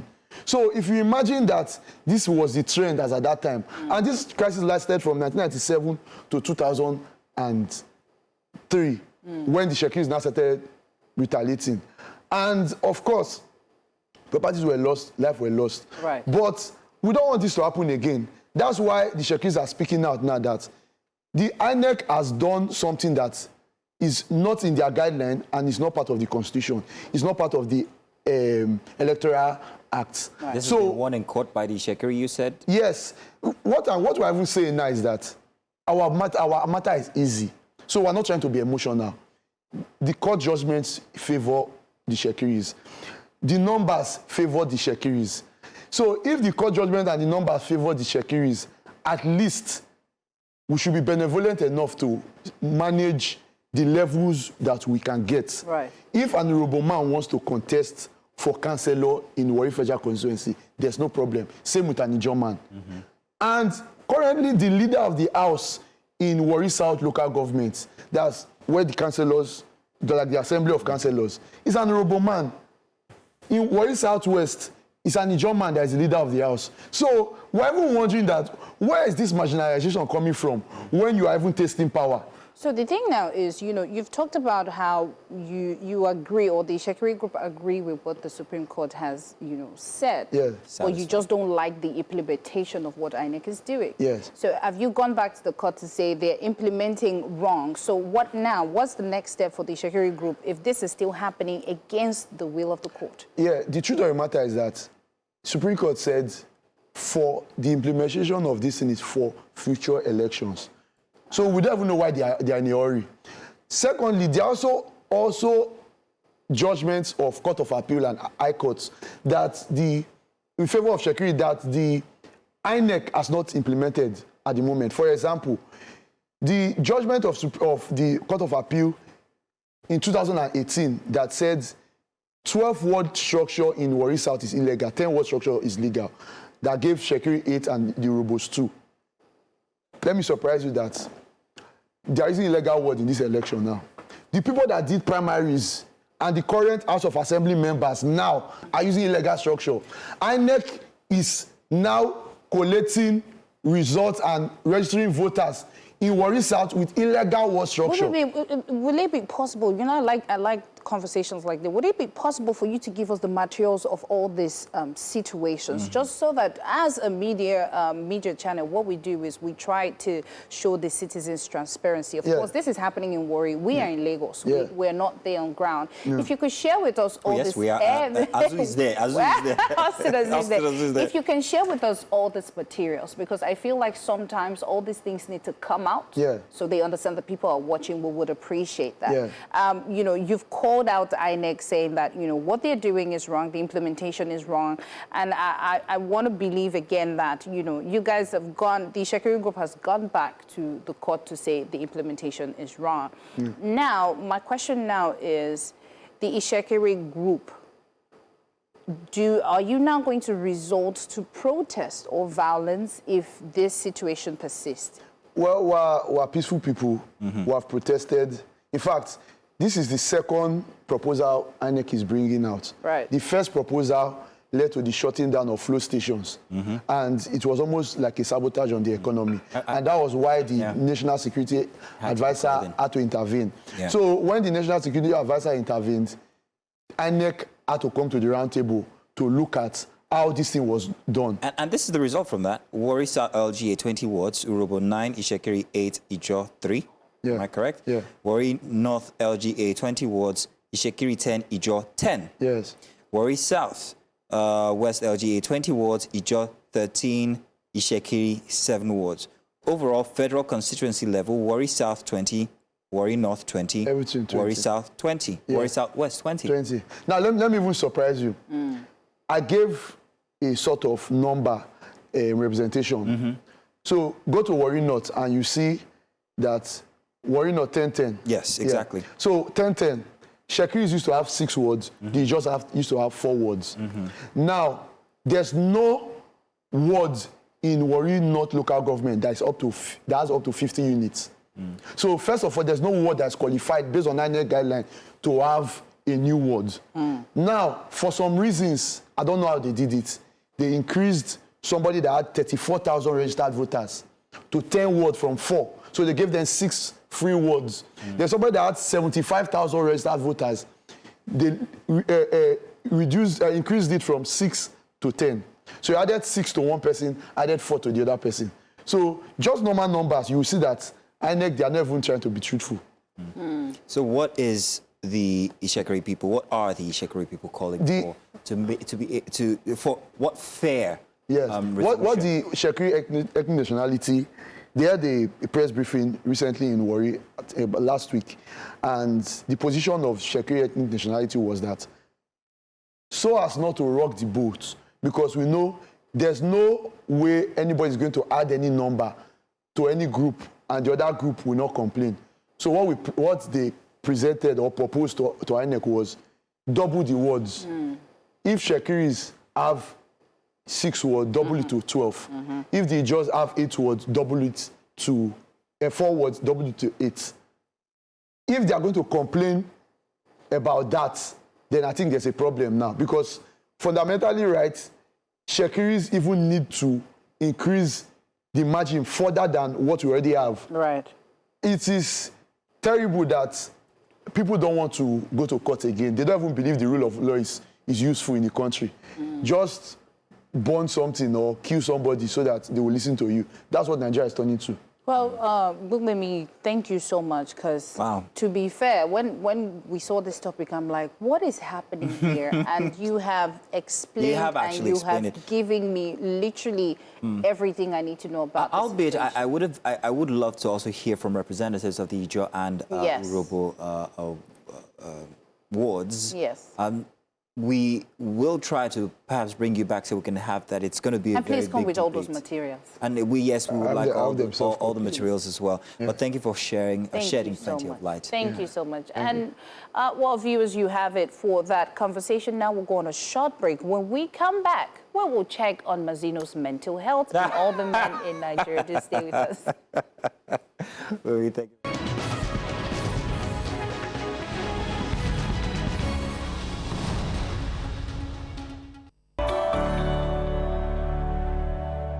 You're welcome back. It's time for us to talk about men's mental health. June is Men's Mental Health Awareness Month, and the conversation continues around the silent struggles many men face with emotional well-being, stress, and mental health. Also, the challenges that come along with it. Despite growing awareness, stigma still stops many men from speaking up and seeking help. So today we're looking at why that silence persists and how healing conversations can begin. We're joined by Mohammed Ahmed, perinatal anxiety and depression coach. Ahmed, thank you so much, or Mohammed rather, thank you so much for joining us. Now, I know it's a men's conversation, and I know that you guys like it when women talk to you. So let me start with you, Mohammed. I don't want to say how serious is this situation, but just give us an idea of what we're dealing with. Because, you know, we say mental health, and people just think like, you know, it's a fashionable word. But talk to us. Let us understand what this mental health really is in today's society. Thank you. Good morning to you all in the studio. It's been a while. Yeah, straight to the question. Men's mental health issue is still a very serious and topical issue, despite the increasing awareness, not only because it affects men alone, you know, it affects everything around them. And when a man emotionally struggles, it affects the spouse, the children, the workplace, and even the community. So it's not simply a men's issue. Trust me, you know, as a therapist, I've increasingly seen men come for support, you know. So the issue is not just about, you know, the narrative of men as suffering and all. You know, it's about the many pressures, you know, that men carry. And the focus now would be that how healthier are they carrying or coping with those pressures? Because when you carry those burdens in a healthier manner, it doesn't sever your connections. And it also allows you to grow. Most of the men who still struggle today, you know, are struggling with relational issues, which has to, you know, translate to the fact that they can't maintain, initiate, or keep their connections, and that affects their growth. So thank you. All right. So, Mohammed, would you say that the reason why most men are not expressive emotionally or, you know, psychologically is because they are trying to be, will I say, manly? Yeah, you know, that's been the narrative, but emotional suppression is not resilience. You know, that it's not resilience. And a man, I feel it's about a lot of emotional literacy, which has to start from the very early years. Over time, the default mode has always been that, and it's because growing up, the pattern with which a man, generally when we say man now, most of the men have understood how to survive was to deal with their problems themselves, because those that should have connected with them, most likely their fathers, were never really available for those conversations. So the boy child just grows up by default, growing through his own mistakes, and he comes to adulthood and probably has associated his conditions of worth to his career achievements alone, or how people see him. And you're now telling him that that version of him is not totally healthy. It's going to be a tough one for him to come to terms with. This is not the way I should live life, but this is not the healthier way to go. So the whole silence thing is because beyond the family setting, the society has also, made it look like there are no channels to seek help. But things are actually changing gradually. It's beyond the silence now. It's not just speaking up, and that's the point I'm trying to make. It's about taking action. And then the question again is, even we as practitioners have our parts to play. The media influencers have their part to play. The community has its part to play. So I don't know if that answers the question. It does. It registers. So Mohammed, what I'll do is I'm going to drop my script, and I'm going to speak not from an empathetic point of view, not from a sympathetic point of view, but from an experiential point of view, from an emotional point of view, from somebody who's been on both sides of depression and also after therapy.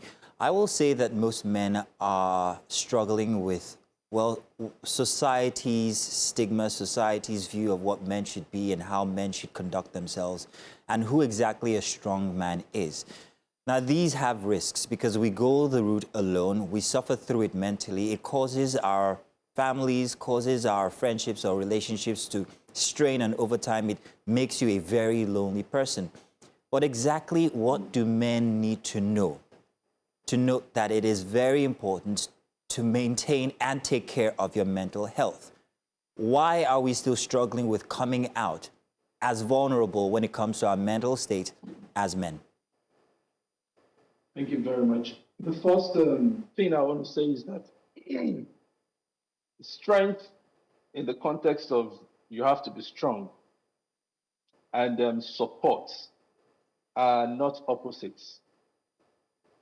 Yes, they're not opposites, because it's all about defining strength by carrying the burden alone. It's about men feeling they never needed help, but the true, real, ideal man should know exactly when he or she needs help. Okay, and that's why I still say that it's a connection problem. Mohammed, but a man in himself, yes. I'm sorry, I wanted to add to this. When does a man know he needs help? What are the manifestations of those signs?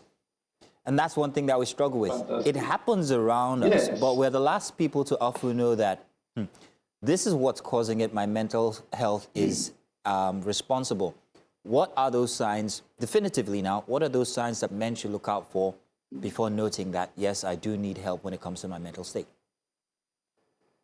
Thank you very much.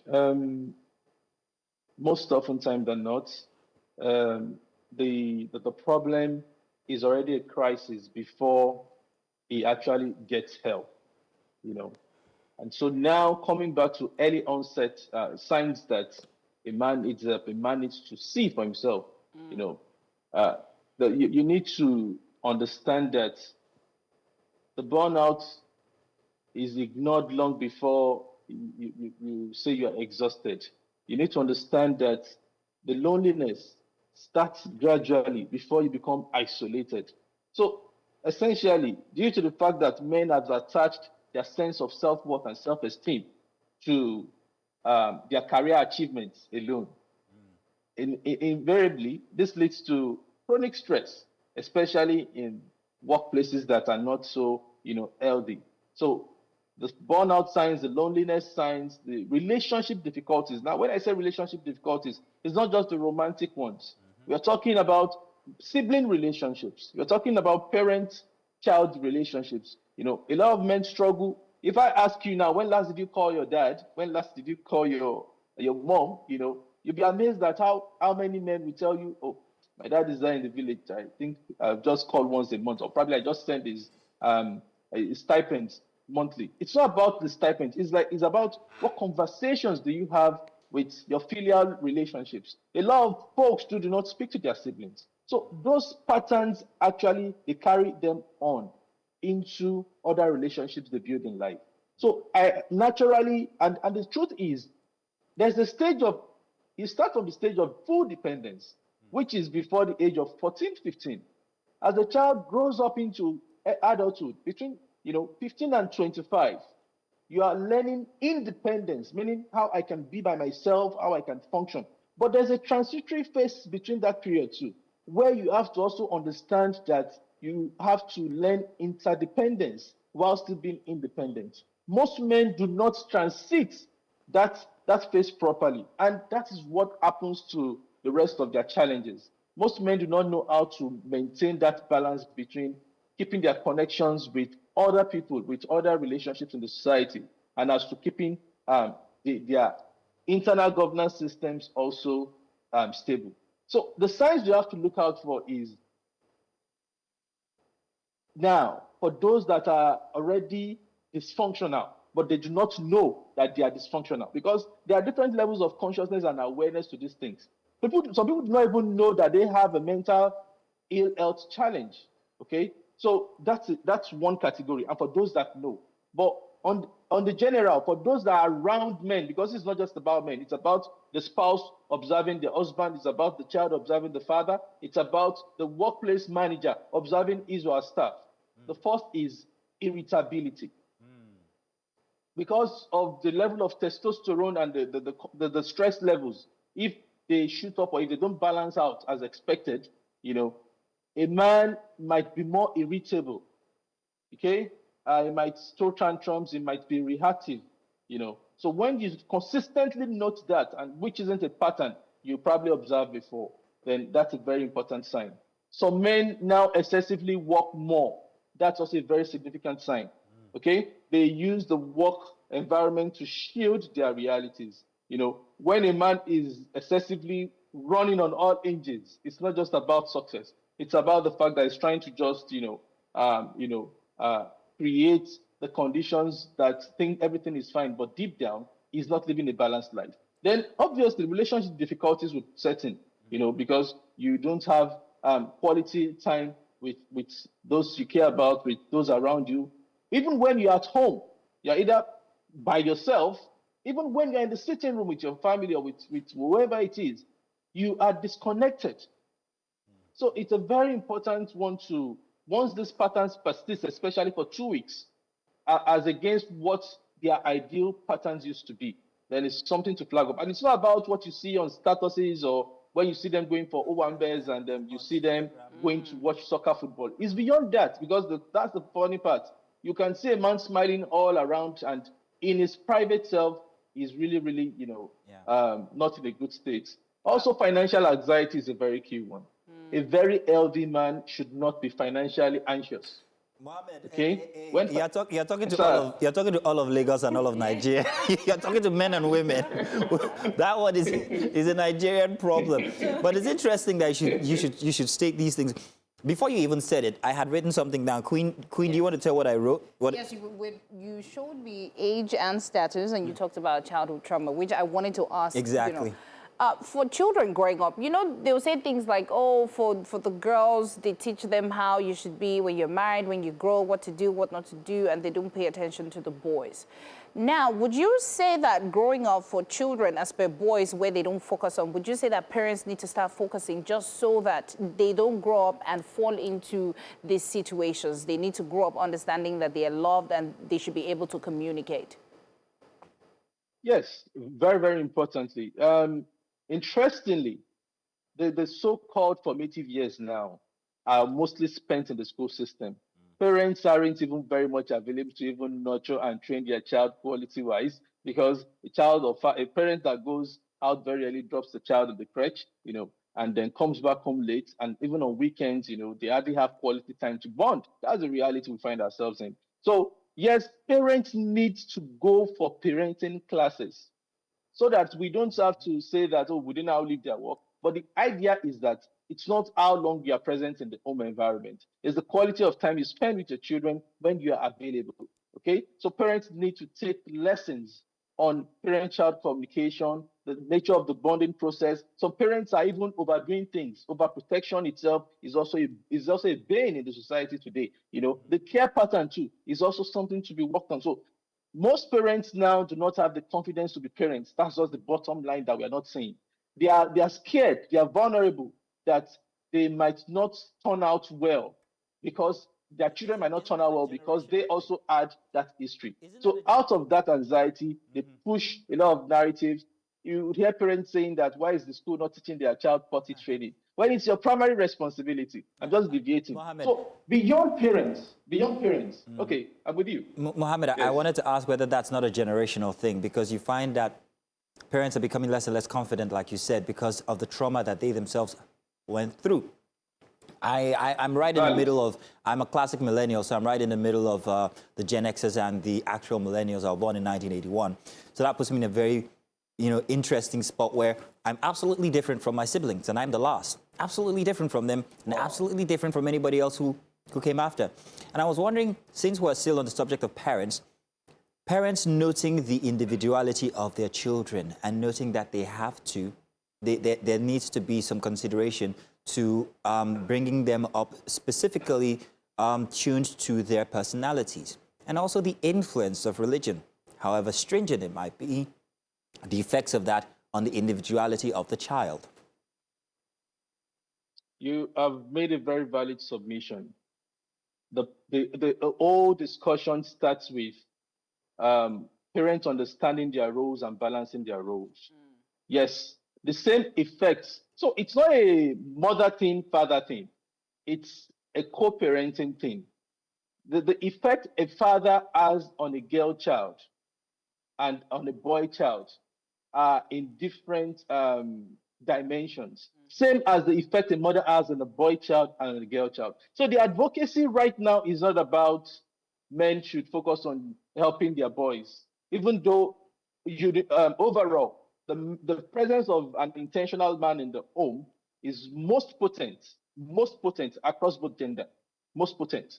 And that's why we still beg that men should start, becoming more intentional. Now, coming to how to manage the home in terms of parenting and comparing siblings and all. It's important that parents understand that every child is with his or her. I tell you, the age with which your parents gave birth to the first child and their realities and their level of self-awareness and their confidence in handling that first child is not the level of maturity they had in giving birth to the last child. So parents must understand that in no ways should you even compare children, because they have come into this world at different times with different environmental circumstances, with different, capabilities. So for no reason should parents compare their children, because this is where the problem starts from. If the conditions of worth of a child, what a child sees as, this is what my parents see me as, which is the primary social family, or even the school system, if it's just all about you have to have all the A's, if it's about success alone, the problem now is that if that child gets addicted to that pattern, the child becomes overly competitive, because the child understands the part that if I do not succeed, then there's a stigma, there's a discredit to me. Right. And as such, the child is unable to manage even conditions where he finds himself in not doing well in future times in life. So we need to make children understand that failure and success are normal cycles in life. And as much as they are comfortable with success, they should also learn to be comfortable during the times of failure. So parenting has to be balanced. It doesn't have to be a do or die thing, And again, if you look at those narratives, it's because those parents are projecting their failures on those children. So, and then again, to now say that, okay, so how do we now correct our parents? Because I get these questions a lot. Children themselves, too, can actually also model their appropriate behavior for their parents as they grow into adulthood, and because it starts from the place of safety. When your parents feel safe around you, the nurturing starts. Yeah. Well, Thank you. Mohammed, you've literally talked on anything but in less than a minute. Just a For minute. we, Wow. the lovers, the siblings, the sister, the colleague, co-host, whatever, the wife, everything, every other things, parent. The on TV wife. So, what do we need to do? How do we create a safe space? Because of course, somebody will not come and tell you that, oh, I think my brain is shaking, I'm not feeling well, or I'm lonely. You don't see them in their homes, you don't see them when they go out. Because most times, they say the happiest people are the ones going through the toughest season in their life. So how do we, on the other end, create a safe space to say, oh, I see you and I'm here for you and I'm available for you? Can you just give us a brief explanation to that? Thank you very much. Most of the wounds we see in therapy and in our environment today regarding the men's mental health are relational wounds. They are wounds associated with their relationships in the past or in the current present. So it shouldn't surprise you that many of the solutions are also relational as well. Okay, we need to start seeing men as individuals who also want to be part of something. Okay, so beyond this awareness, I want everybody who isn't a man but part of the ecosystem to give more compassion to men also. Sometimes the control you see is out of insecurity. Sometimes the anger you see is out of fear, you know. So what a man presents at face value isn't the motive. It's just an attention-seeking behavior. However, it is your duty to help them co-regulate by also presenting the right behaviors to them and also giving them room to change. It is not automatic. It takes time for behavioral change to happen. And we, on our part as men, also will be accountable enough to continue to help ourselves in the society. Well, thank you Thank so you. much, Thank you. Mohammed, Thank you. for joining and having this conversation. And I'm sure that Mazino has, has gotten some answers to some of his questions. I want to co-regulate. At the end of the day, breaking the silence could be... Co-regulate. At the end of the day, breaking the silence could be the first step to healing. And, we appreciate you just joining us and having this conversation. And to all the men out there, we pray and we hope you do feel better. Whatever you're going through, just know that the people around you do love you. And now let's go on a short break while I push Mazino back to his spot. When we come back, we'll have other conversations. Thank you.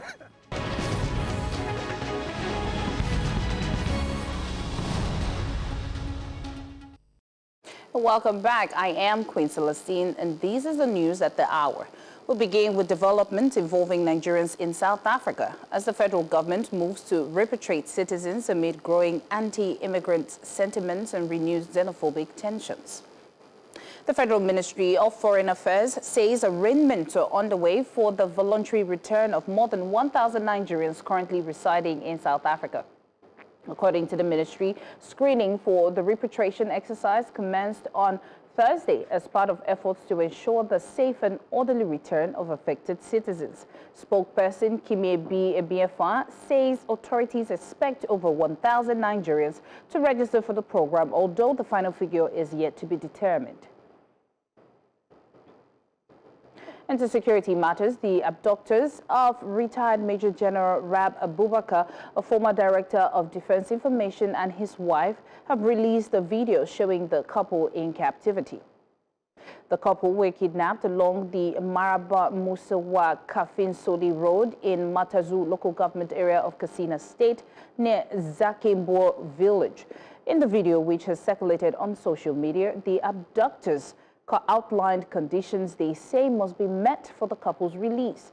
The demands reportedly include the release of 3 individuals identified as Sani, Aminu, and Nasiru, as well as the return of livestock allegedly confiscated from them. Security agencies have yet to issue an official response to the latest development. And still on security matters, the Nigeria Police Force has rescued the younger sister of former Minister of Power Adebayo Adelabu and her 2 children following a coordinated operation against suspected kidnappers. Olaide Busayo Adegoke and her 12-year-old twin sons, Peter and Paul, were rescued alive during a late-night operation carried out on Saturday. Police sources say the victims were abducted on June 3rd while traveling to drop the children at school. During the rescue mission, security operatives engaged the suspected kidnappers in a gun battle, resulting in the death of 2 suspects. Police also recovered 2 firearms from the scene. And away from that, a youth mobilization group historically linked to political networks within the opposition African Democratic Congress has announced its support for the ruling All Progressives Congress and President Bola Tinubu's renewed hope agenda ahead of the 2027 general elections. Speaking at a gathering of political stakeholders and youth leaders, national coordinators of the group said the decision was driven by a desire to strengthen youth participation in governance and contribute to grassroots development. They maintained that the alignment would also support efforts to address security challenges affecting communities across the country. Today is not just an inauguration, it is the importance of solemn reflecting, of saying you should relax. Things are going to be well with us as a country. Today is the beauty movement that has served as purpose-driven, the movement that had a brief and also to help to reshaping the future of the country. People are shouting today, our economy is bad, our economy is bad. No, my brother, Nigeria economy is at the rise. I know people are complaining that there's hardship. The truth about it, a lot of things have to change. And Mr. President is taking a bold step, and the former Atiku Youth Wing, now the bridge. We are going to work day and night to make sure we get that 10 million vote for him. And meanwhile, a pro-administration political support group, Relax Tinubu is Fixing Nigeria, has officially launched a nationwide membership registration campaign ahead of the 2027 presidential election. Addressing journalists at a press conference, the Director General of the organization said the exercise has commenced across all 36 states of the Federation and the Federal Capital Territory. According to the group, the registration drive is aimed at expanding its grassroots support base, mobilize citizens around the administration's policies, and increasing public participation in the democratic process ahead of the next general elections. Promises were made and promises are being implemented. While challenges remain significant, steps are being taken to address long-standing issues and lay a stronger foundation for suitable growth and development. We therefore encourage Nigerians to remain hopeful, engaged, and supportive of efforts aimed at building a stronger and more prosperous nation. This registration exercise extends beyond the borders of Nigeria. Nigeria in diaspora, who share our vision and commitment to national development, are also encouraged to register and become part of this growing movement. Political tensions in Senegal continue to deepen, and Sonko has been re-elected as leader of the country's ruling party amid a growing rift with President Bassey Faye. Ousmane Sonko, the former prime minister and one-time ally of President Bassey Faye, secured a unanimous vote from 583 delegates during the Congress of the ruling PASTEF held in Diamniadio near Dakar. The development comes weeks after Sonko's dismissal as prime minister and follows months of growing disagreements between the two leaders who rose to power together during the 2024 elections. And that's all for the news at the hour. Now let's go on a short break. When we return, Breakfast Extra continues. To stay with us.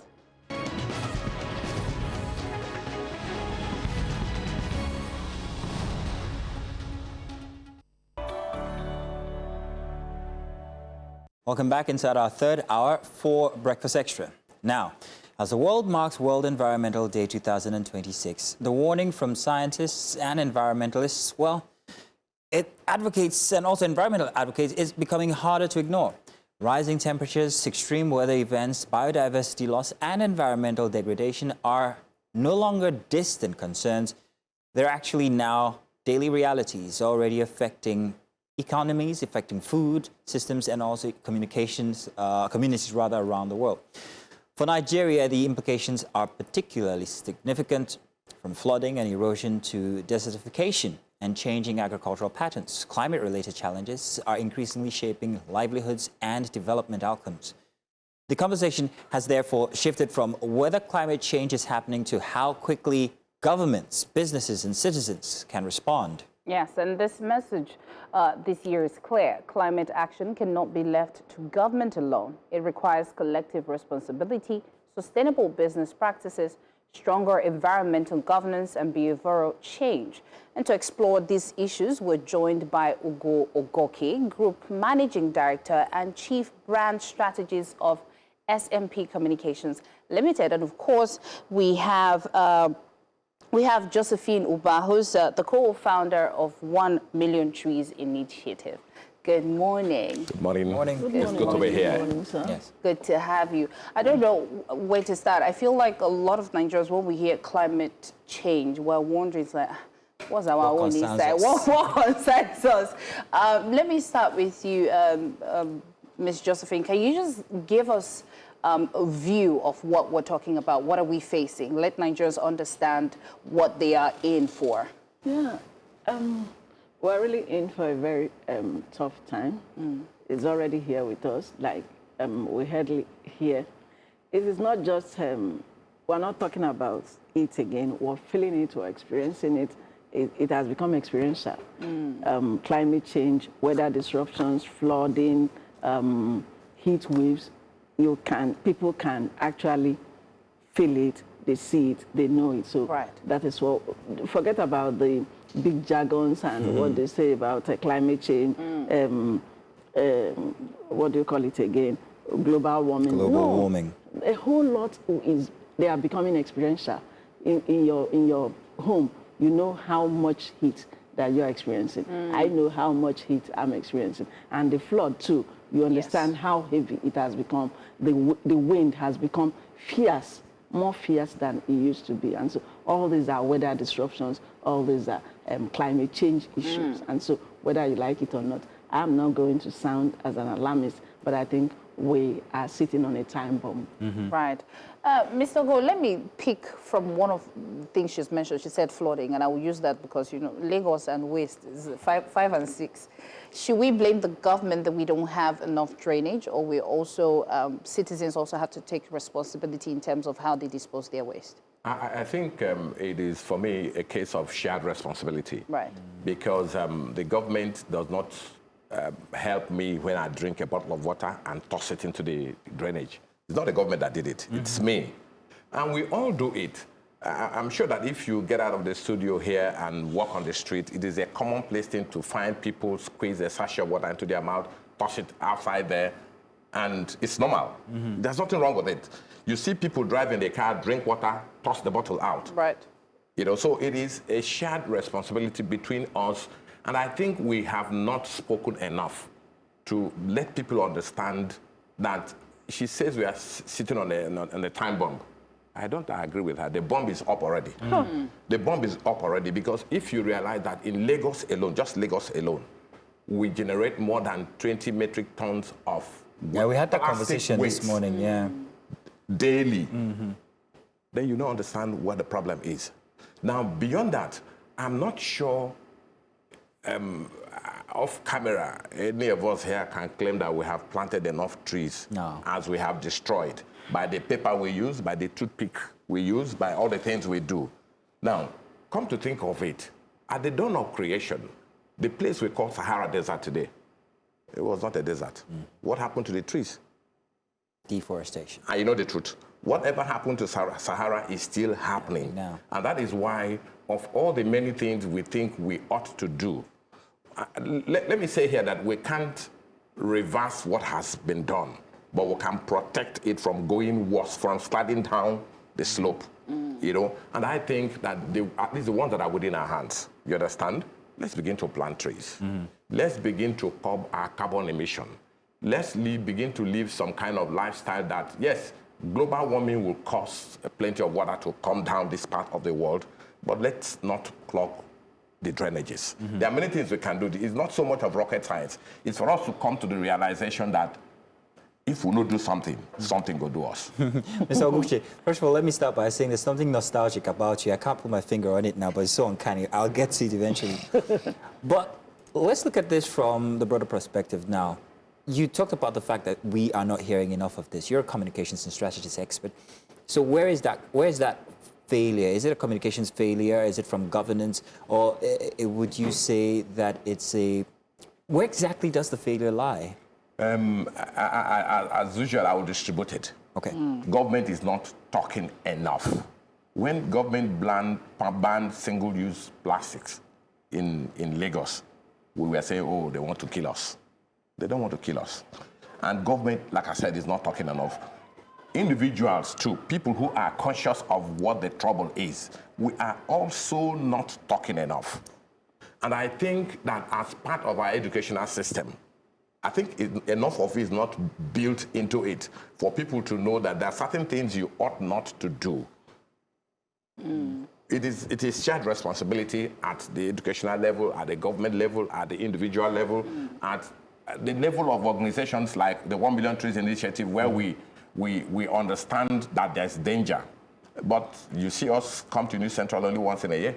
That is not good enough. That's our responsibility here now. Yeah. But you wanted to say something. Yeah, Yes, ma'am. It's a shared responsibility, but I think as individuals and humans, we do not need the government to tell us or to coerce us to do what is right in our homes. Right. If you want to live sustainably, it's been there before they started this narrative of climate change, global warming. You should be able to, as a responsible individual, dispose your waste responsibly. You should be able to know that if you clog the drainage, you have an issue. You'll be able to know that if you do not put off the bulb in your room, you're wasting your energy, you're wasting your money. If you do not put off the tap in your home and you're done with all your cooking and all that, and your water keeps draining and good, you're undoing yourself. So you don't need the government agencies, actually. Yeah, it's a shared responsibility, but we also have to take responsibility as citizens, as individuals, and as people who are sensible. Right. You understand? Right. You sweep your home and you dispose your waste properly in the kitchen. If you want to trash, you should trash it and then cover it sanely. That way your child begins to learn. You're the mother, and you're older, and you know how to dispose properly. So your child begins to look at you and understand that this is the right thing to do. And so, well, if we go to the trees, like we're saying, plant trees. I'm not planting trees so that I will be the one who will come to sit under the trees. We're planting to save the environment. Right. If we don't save this environment, the environment will deal with us. Nature will deal with us. Right. The earth will deal with us, because it's what you give. That is what you get. So would you say that a lot of people are not placing importance in terms of environment? You know, now we're talking insecurity, so it feels like insecurity is the most important thing. Yeah. So are you saying that they need to place it as part? And again, I think the media is my constituency primarily.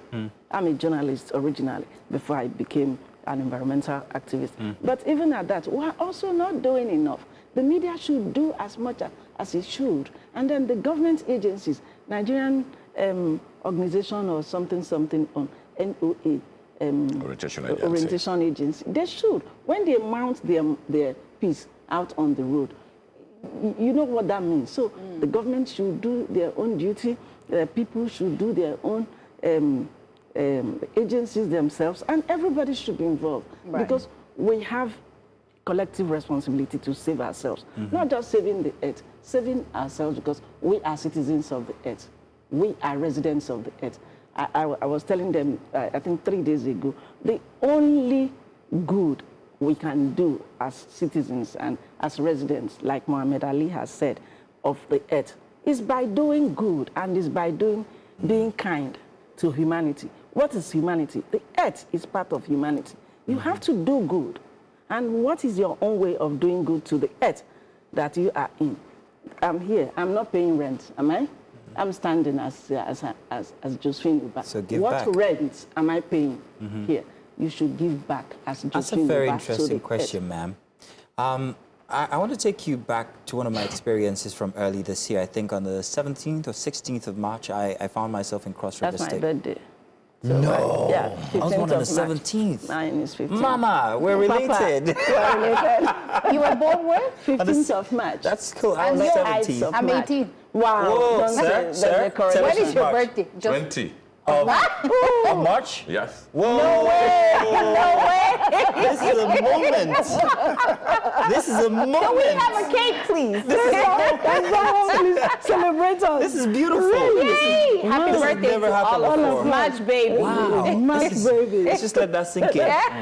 Let's go on now. So, on the 16th of March, I found myself in Cross River State, Obudu to be precise, and I encountered, it's a shame that I don't have this up on camera, but I wanted to show you this. It's on silent. Yeah. Now, these are pictures of trucks. There's 60 of them, and they're laden with timber.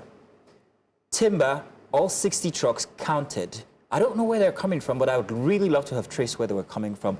But I was shocked to see that we have such amount of timber being harvested, or whatever you want to call it, from such a state as that, Cross River State. I'm wondering, what damage have we done to where these timber are coming from, and how much are we doing to recover this, and how long will it take for us to recover such amount of timber being cut down? Ma'am, if you can help us here, what have we done to the environment with 60 trucks laden like that with timber? Yeah, you see, it is good that you captured that on camera. It is said that it's only man that cuts down the trees, makes paper out of it, and still writes to say, let us replant trees. It is the same man. So you see the damage man is doing. Yes, it is the same man who goes to cut down the trees and then produces paper. You're pointing fingers at me now because I'm the one asking the question. And I'm the only one with paper. You saw the timber. and then goes back to say, can we replant the trees? Wow. You understand? So that's the height of hypocrisy. That's where we are. Now, look at the volume of trees that have been cut down. And so that's massive deforestation. I don't have problem when you cut down, but are you replanting? Because sometimes when you see that the trees are also becoming issues and detrimental to the environment, you cut it down. But when you cut, you must replant. Because if you replant, then that way it begins to regenerate again. Well, what arrangement does Nigeria have when it comes to deforestation? Do we have any specific policies? That's why we're here. That's why we're planting trees. It starts from me, it starts from him, it starts from you. And if you can imagine, if everyone in this studio plants a tree around this, how many are you? It could be up to 60 or thereabouts. Yeah, thereabouts. And then on your birthdays, different birthdays, you all plant trees around here. Can you imagine the bed of oxygen that you're going to be experiencing around here? Right. When we were growing up in my local village, I'm from Onichuku in Delta State, and that's where we have the headquarters of 1 Million Tree Initiative. I will show you the pictures. It's a canopy of oxygen. Beautiful. And I'm proud to say that we did that in the last 5 years or thereabout. If you also go to Magodo, we planted now, a pilot program and the project. Right. So what I'm saying is that if every one of us begins to plant in our different corners, we can make a difference. We don't need to be coerced. We don't need to, because we're experiencing the heat waves, we're experiencing flood, and if you can plant trees that are climate resilient, right, and then soil erosion and soil management trees, right, they will do well, not just ornamentals, not flowers, not money trees. Money and economic trees are okay, but you must plant with a reason. Right. You must plant with a reason. Right. So with this, we can do reforestation. We have, that is what we're doing. Right. We have planted in so many places in Lagos. Yesterday, our team, they were in Port Harcourt planting. Right. At Rumo Kuroshi estate. Yeah. The previous year, we planted. Oxygen, mommy. Now, let me take it up from you. Yeah. Let me take it up from you. Today is Sunday. Interestingly, today is Sunday. It is Sunday. Has anybody wondered why, according to the Bible, God made man and placed him in a garden? He didn't build a house for him. He placed him in a garden of Eden. Why did he place him in the garden? To become herbalist. Just So you understand the other part of it, which I think at times we'll gloss over, is that the so-called deforestation and all the things that are happening with the climate, they distort the ecosystem, they distort the food web, they distort the food chain, and it can't be the same again. Some animals are meant to eat and feed another. Another will feed on them, another will feed on them, and it goes round until it comes to us, and it goes, it's a cyclical thing, you know? And you begin to think that if that chain is broken, then it means that the ecosystem already is in jeopardy. Right. You know? And some of the things we take for granted, for instance, I had talked about plastics earlier. If I die today, and I'm buried today, in 4 days, if you come, I'm decomposed, I'm gone. But you know the shocking thing? Plastics take up to 500 years to decay. What on earth takes 500 years to decay that is good? If the best thing made by man, according to the scriptures, man was made in the image and likeness of God, man takes only 4 days to decay. And you understand? So beyond all the artificial things we talk about, it distorts the ecosystem, it distorts the food web, it distorts the food chain, and by the time you try to understand what it does to us, a time will come, there are some kind of foods we can't find again to feed on. I think there's still some you can't find. Ms. Ogoke, while we only have about 5 minutes to go, I wanted my final question to be on the fact that urbanization, whether we like it or not, there's very little provision.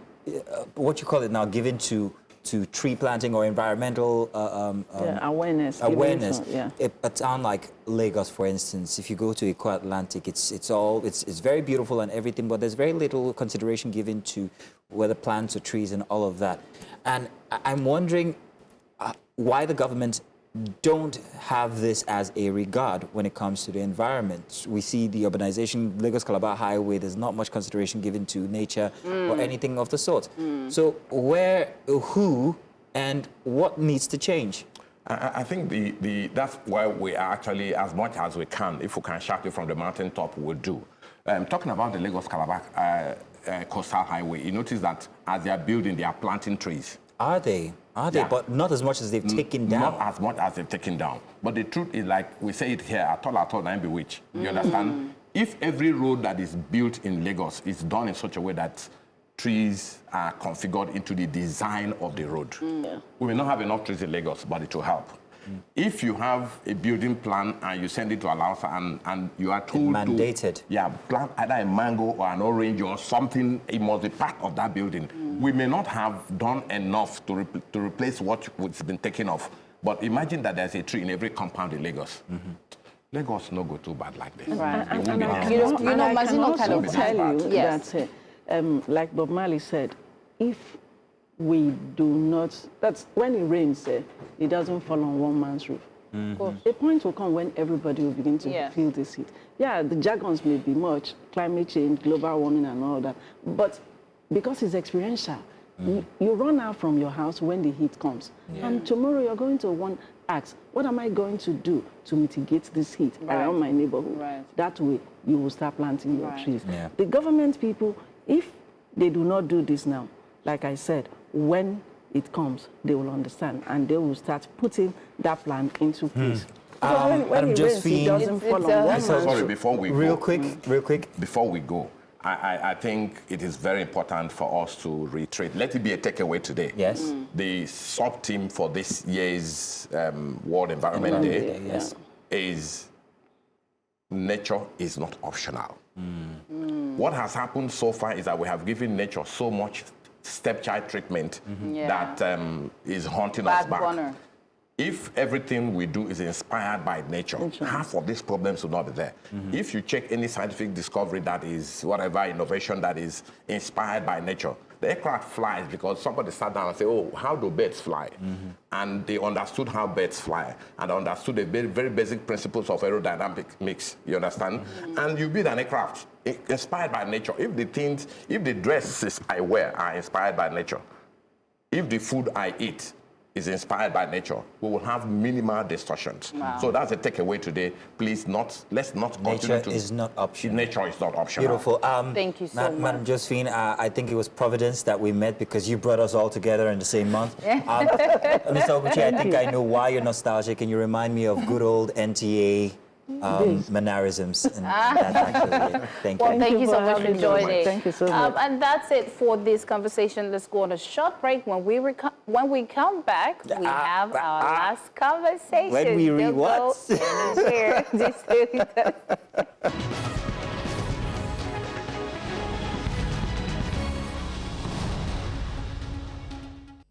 Welcome back. It's our final conversation here for Breakfast Extra this weekend. Now, for generations, Nigerian football has carried moments of pride, moments of unity, and unforgettable triumphs that have lifted the spirit of the nation. But this time, it is a very different conversation. The Super Eagles will not be at the 2026 FIFA World Cup. From missed opportunities on the pitch to long-standing questions around structure, management, and consistency, this outcome has once again placed Nigerian football under intense scrutiny. For many, it is about what this says about the current state of the game in the country and how far behind the nation may be falling on the global stage. And the disappointment has been wildly felt, with reactions ranging from shock to frustration and renewed calls for accountability across all levels of football administration. Beyond the emotions, how does Nigeria move forward from this setback? And what will it take to rebuild a national team capable of competing at the highest level again? And to help us understand this, we're joined by Emmanuel Sabastine, who's a sports commentator with Team 33 Production. Emmanuel, thank you for joining us. I think I would just say one thing. I say, who do us like this? Let's just start from there. So maybe with that, you'll be able to explain, because I'm lost for words. Emmanuel. It's a terrible situation. I mean, just when you thought you've gotten over it, and then the World Cup fever begins to kick in, and you get the feeling like, oh my God, Super Eagles are not there anymore. Mm-hmm. You know, we try to move on from it, but now we are 4 days away, if I'm not mistaken, mm-hmm. and the nostalgia keeps on coming, and it takes you back again to that regret of not qualifying. But it's been a terrible situation. You know, missing back-to-back World Cups, 2022, and now this one in 2026. And it's more painful when you look at the fact that, you know, 10 African nations will be at the World Cup, and Nigeria will not be part of it. It's sad. It's sad for the players. It's sad for the ecosystem, because, you know, when you play at the World Cup, I mean, it's the biggest football event, right, you know, in the world, biggest football event in the world. So when you play, you know, it gives opportunities for, you know, player market value. Just looking at some of the you know, the instance now that will happen if, you know, of not qualifying for the World Cup. So player market value, we've seen players who make big moves off the back of a fantastic World Cup. You know, when it comes to, we want to take it to the Nigerians, you know, parlance, I mean, JJ Okocha, you know, had a fantastic World Cup at the time, you know, and he made that big move to PSV. Ahmed Musa as well. You can as well say he got his big move to Leicester and Al Nassr off the back of fantastic World Cups in 2014 and 2018. So, you know, when you take it out of Nigeria as well, we've got European players. James Rodriguez, the pick of the bunch as well, did so well for Colombia in 2014, got his big move to Real Madrid. So this is one area we're going to miss, you know, sponsorships as well, brands, ecosystem.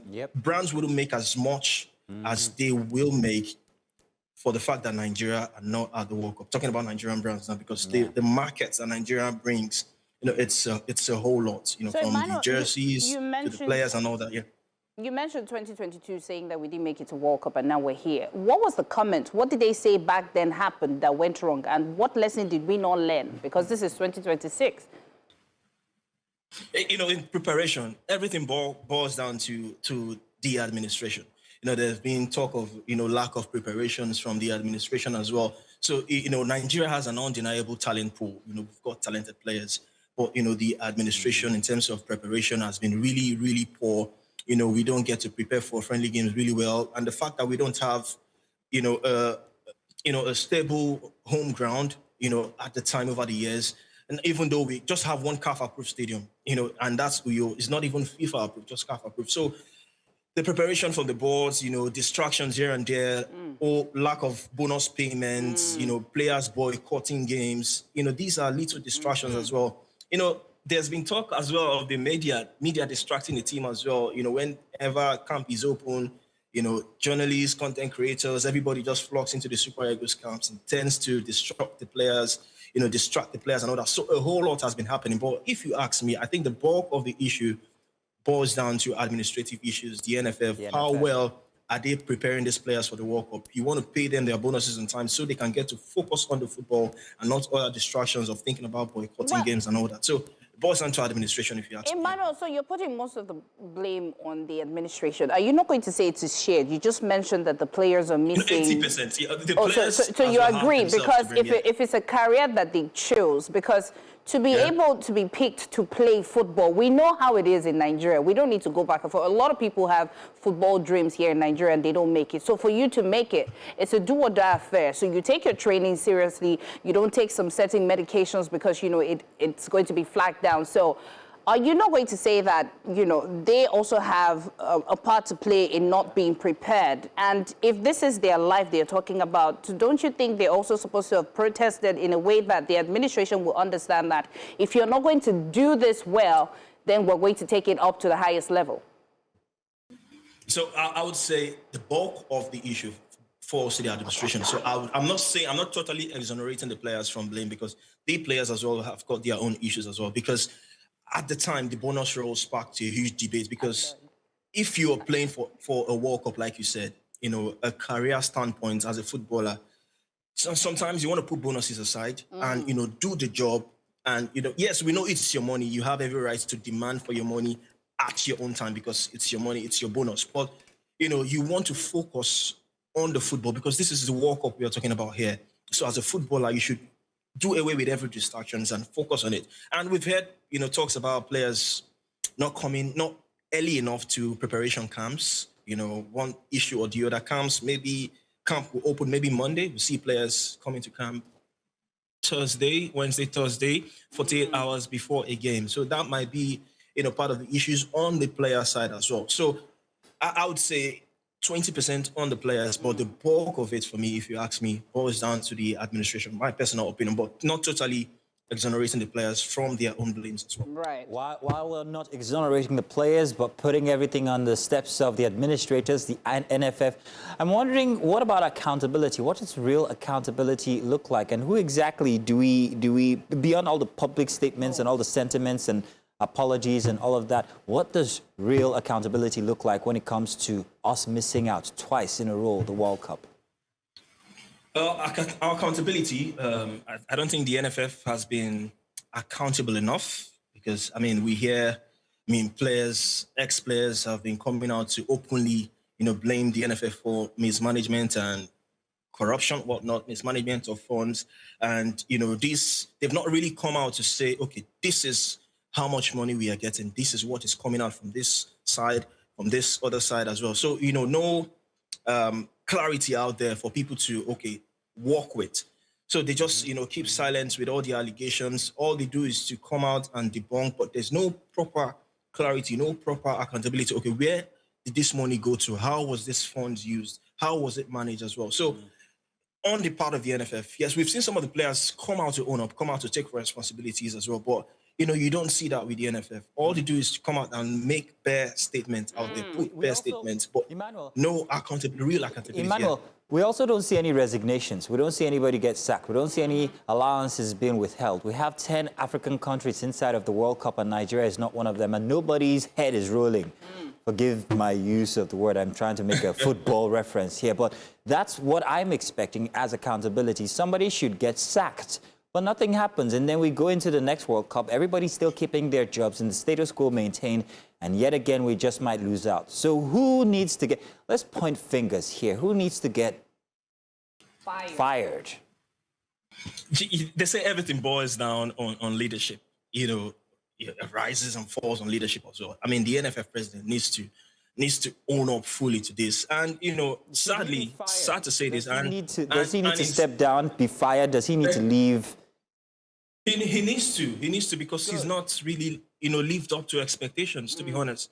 Because you don't miss back-to-back World Cups. And I'm here talking to you now. I can't guarantee or say outrightly that we are going to qualify for the next World Cup. That's how bad it is. That's how bad it is. Because of that's how bad it is. So yes, when you go outside Nigeria, other countries, we've seen people resign, people own up to their mismanagement and to their failures and, leave their role. But how often does that happen in Nigeria?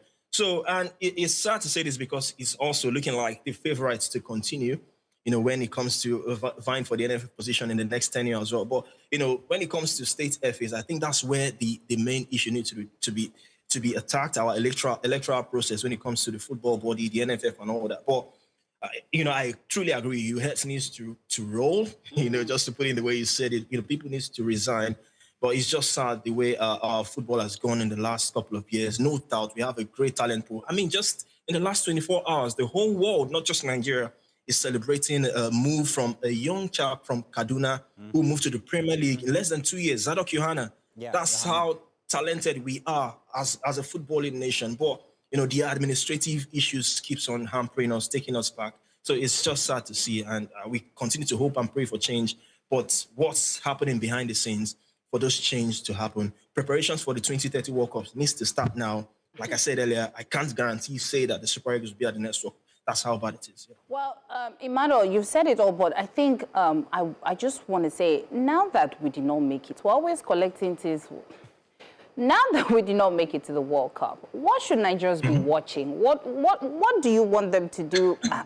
What should we do? I'm putting myself inside because, watching football Let me tell you who Emmanuel is going to be supporting this World Cup. And you can see it already on his T-shirt. Wakanda. So Emmanuel, please just in a short comment, what should Nigerians do now, and how do we live with this heartbreak? I mean, the love of the sports in general, I think, will come through for many.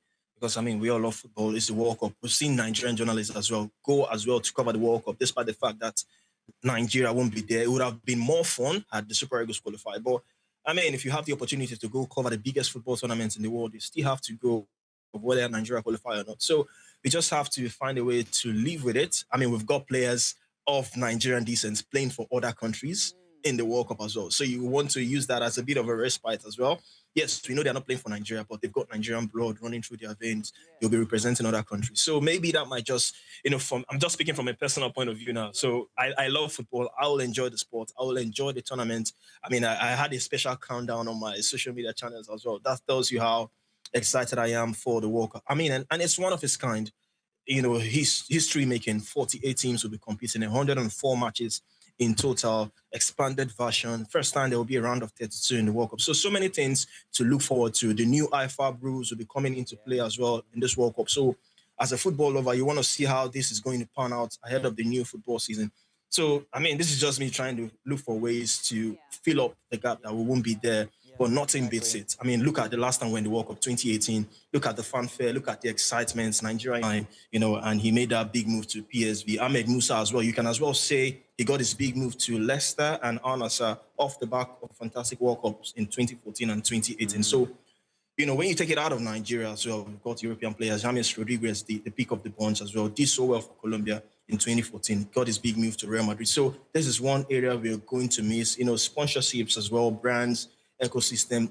Brands wouldn't make as much as they will make for the fact that Nigeria are not at the World Cup. Talking about Nigerian brands now, because the markets that Nigeria brings, it's a whole lot, So from Emmanuel, the jerseys you to the players and all that, You mentioned 2022 saying that we didn't make it to World Cup and now we're here. What was the comment? What did they say back then happened that went wrong? And what lesson did we not learn? Because this is 2026. In preparation, everything boils down to the administration.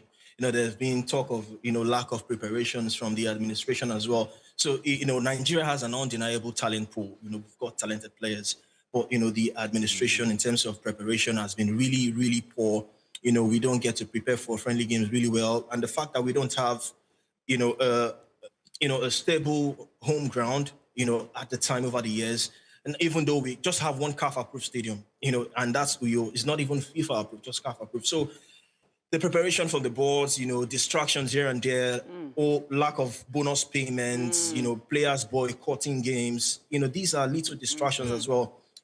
There's been talk as well of the media distracting the team as well. Whenever camp is open, journalists, content creators, everybody just flocks into the Super Eagles camps and tends to distract the players and all that. So a whole lot has been happening. But if you ask me, I think the bulk of the issue boils down to administrative issues. The NFF, how well are they preparing these players for the World Cup? You want to pay them their bonuses in time so they can get to focus on the football and not other distractions of thinking about boycotting games and all that. So it boils down to administration, if you ask me. Emmanuel, so you're putting most of the blame on the administration. Are you not going to say it is shared? You just mentioned that the players are missing... 80%. Yeah, the players so you agree, because if it's a career that they chose, because to be able to be picked to play football, we know how it is in Nigeria. We don't need to go back and forth. A lot of people have football dreams here in Nigeria and they don't make it. So for you to make it, it's a do or die affair. So you take your training seriously. You don't take some certain medications because, it's going to be flagged down. So are you not going to say that, they also have a part to play in not being prepared? And if this is their life they're talking about, don't you think they're also supposed to have protested in a way that the administration will understand that if you're not going to do this well, then we're going to take it up to the highest level? So I would say the bulk of the issue falls to the administration. So I'm not totally exonerating the players from blame, because the players as well have got their own issues as well. Because at the time, the bonus role sparked a huge debate, because if you are playing for a World Cup, like you said, a career standpoint as a footballer, sometimes you want to put bonuses aside and, do the job. And, yes, we know it's your money. You have every right to demand for your money at your own time, because it's your money, it's your bonus. But, you want to focus on the football, because this is the World Cup we are talking about here. So as a footballer, you should do away with every distractions and focus on it. And we've heard, talks about players not early enough to preparation camps. One issue or the other camps. Maybe camp will open maybe Monday. We see players coming to camp Wednesday, Thursday, 48 hours before a game. So that might be, part of the issues on the player side as well. So I would say 20% on the players, but the bulk of it, for me, if you ask me, boils down to the administration, my personal opinion, but not totally exonerating the players from their own blames as well. Right. While we're not exonerating the players, but putting everything on the steps of the administrators, the NFF, I'm wondering, what about accountability? What does real accountability look like? And who exactly do we beyond all the public statements and all the sentiments and apologies and all of that, what does real accountability look like when it comes to us missing out twice in a row the World Cup? Our accountability, I don't think the NFF has been accountable enough, because, we hear, players, ex-players have been coming out to openly, blame the NFF for mismanagement and corruption, whatnot, mismanagement of funds. And, they've not really come out to say, okay, this is how much money we are getting. This is what is coming out from this side, from this other side as well. So, no clarity out there for people to, work with. So they just, keep silent with all the allegations. All they do is to come out and debunk, but there's no proper clarity, no proper accountability. Okay, where did this money go to? How was this funds used? How was it managed as well? So on the part of the NFF, yes, we've seen some of the players come out to own up, come out to take responsibilities as well, but you don't see that with the NFF. All they do is to come out and make bare statements out there, put bare statements, but no accountability, real accountability. Emmanuel, we also don't see any resignations. We don't see anybody get sacked. We don't see any allowances being withheld. We have 10 African countries inside of the World Cup, and Nigeria is not one of them, and nobody's head is rolling. Forgive my use of the word. I'm trying to make a football reference here, but that's what I'm expecting as accountability. Somebody should get sacked. But nothing happens, and then we go into the next World Cup. Everybody's still keeping their jobs and the status quo maintained, and yet again, we just might lose out. So who needs to get, let's point fingers here, who needs to get fired? They say everything boils down on leadership. It rises and falls on leadership as well. The NFF president needs to own up fully to this. And, sadly, sad to say this. Does he need to step down, be fired? Does he need to leave? He needs to, because he's not really, lived up to expectations, to be honest. because it's not, you don't miss back-to-back World Cups. And I'm here talking to you now. I can't guarantee or say outrightly that we are going to qualify for the next World Cup. That's how bad it is. That's how bad it is. Because of that's how bad it is. So yes, when you go outside Nigeria, other countries, we've seen people resign, people own up to their mismanagement and to their failures and, leave their role. But how often does that happen in Nigeria? So, and it's sad to say this because it's also looking like the favorites to continue, when it comes to vying for the NFF position in the next 10 years as well. But, when it comes to state FAs, I think that's where the main issue needs to be attacked, our electoral process when it comes to the football body, the NFF and all that. But, I truly agree. Your head needs to roll, just to put it the way you said it. People need to resign. But it's just sad the way our football has gone in the last couple of years. No doubt we have a great talent pool. I mean, just in the last 24 hours, the whole world, not just Nigeria, is celebrating a move from a young chap from Kaduna who moved to the Premier League in less than 2 years, Zadok Yohana. Yeah, that's how talented we are as a footballing nation. But, the administrative issues keeps on hampering us, taking us back. So it's just sad to see. And we continue to hope and pray for change. But what's happening behind the scenes for those change to happen? Preparations for the 2030 World Cup needs to start now. Like I said earlier, I can't say that the Super Eagles will be at the next World Cup. That's how bad it is. Yeah. Well, Emmanuel, you've said it all, but I think I just want to say, now that we did not make it, we're always collecting things. Now that we did not make it to the World Cup, what should Nigerians be watching? What do you want them to do? What should we do? I'm putting myself inside because, watching football Let me tell you who Emmanuel is going to be supporting this World Cup. And you can see it already on his T-shirt. Wakanda. So Emmanuel, please just in a short comment, what should Nigerians do now, and how do we live with this heartbreak? I mean, the love of the sports in general, I think, will come through for many. Because, I mean, we all love football. It's the World Cup. We've seen Nigerian journalists as well go as well to cover the World Cup, despite the fact that Nigeria won't be there. It would have been more fun had the Super Eagles qualified. But, I mean, if you have the opportunity to go cover the biggest football tournaments in the world, you still have to go, whether Nigeria qualify or not. So we just have to find a way to live with it. I mean, we've got players of Nigerian descent playing for other countries in the World Cup as well. So you want to use that as a bit of a respite as well. Yes, we know they're not playing for Nigeria, but they've got Nigerian blood running through their veins. They'll be representing other countries. So maybe that might just, I'm just speaking from a personal point of view now. So I love football. I will enjoy the sport. I will enjoy the tournament. I mean, I had a special countdown on my social media channels as well. That tells you how excited I am for the World Cup. I mean, and it's one of its kind. History making. 48 teams will be competing in 104 matches in total, expanded version. First time there will be a round of 32 in the World Cup. So many things to look forward to. The new IFAB rules will be coming into play as well in this World Cup. So as a football lover, you want to see how this is going to pan out ahead of the new football season.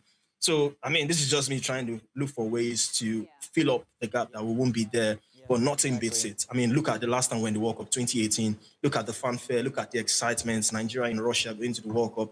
And you're going to miss all of that. It's hard. It's a hard pill to swallow. We've been trying to move on from this.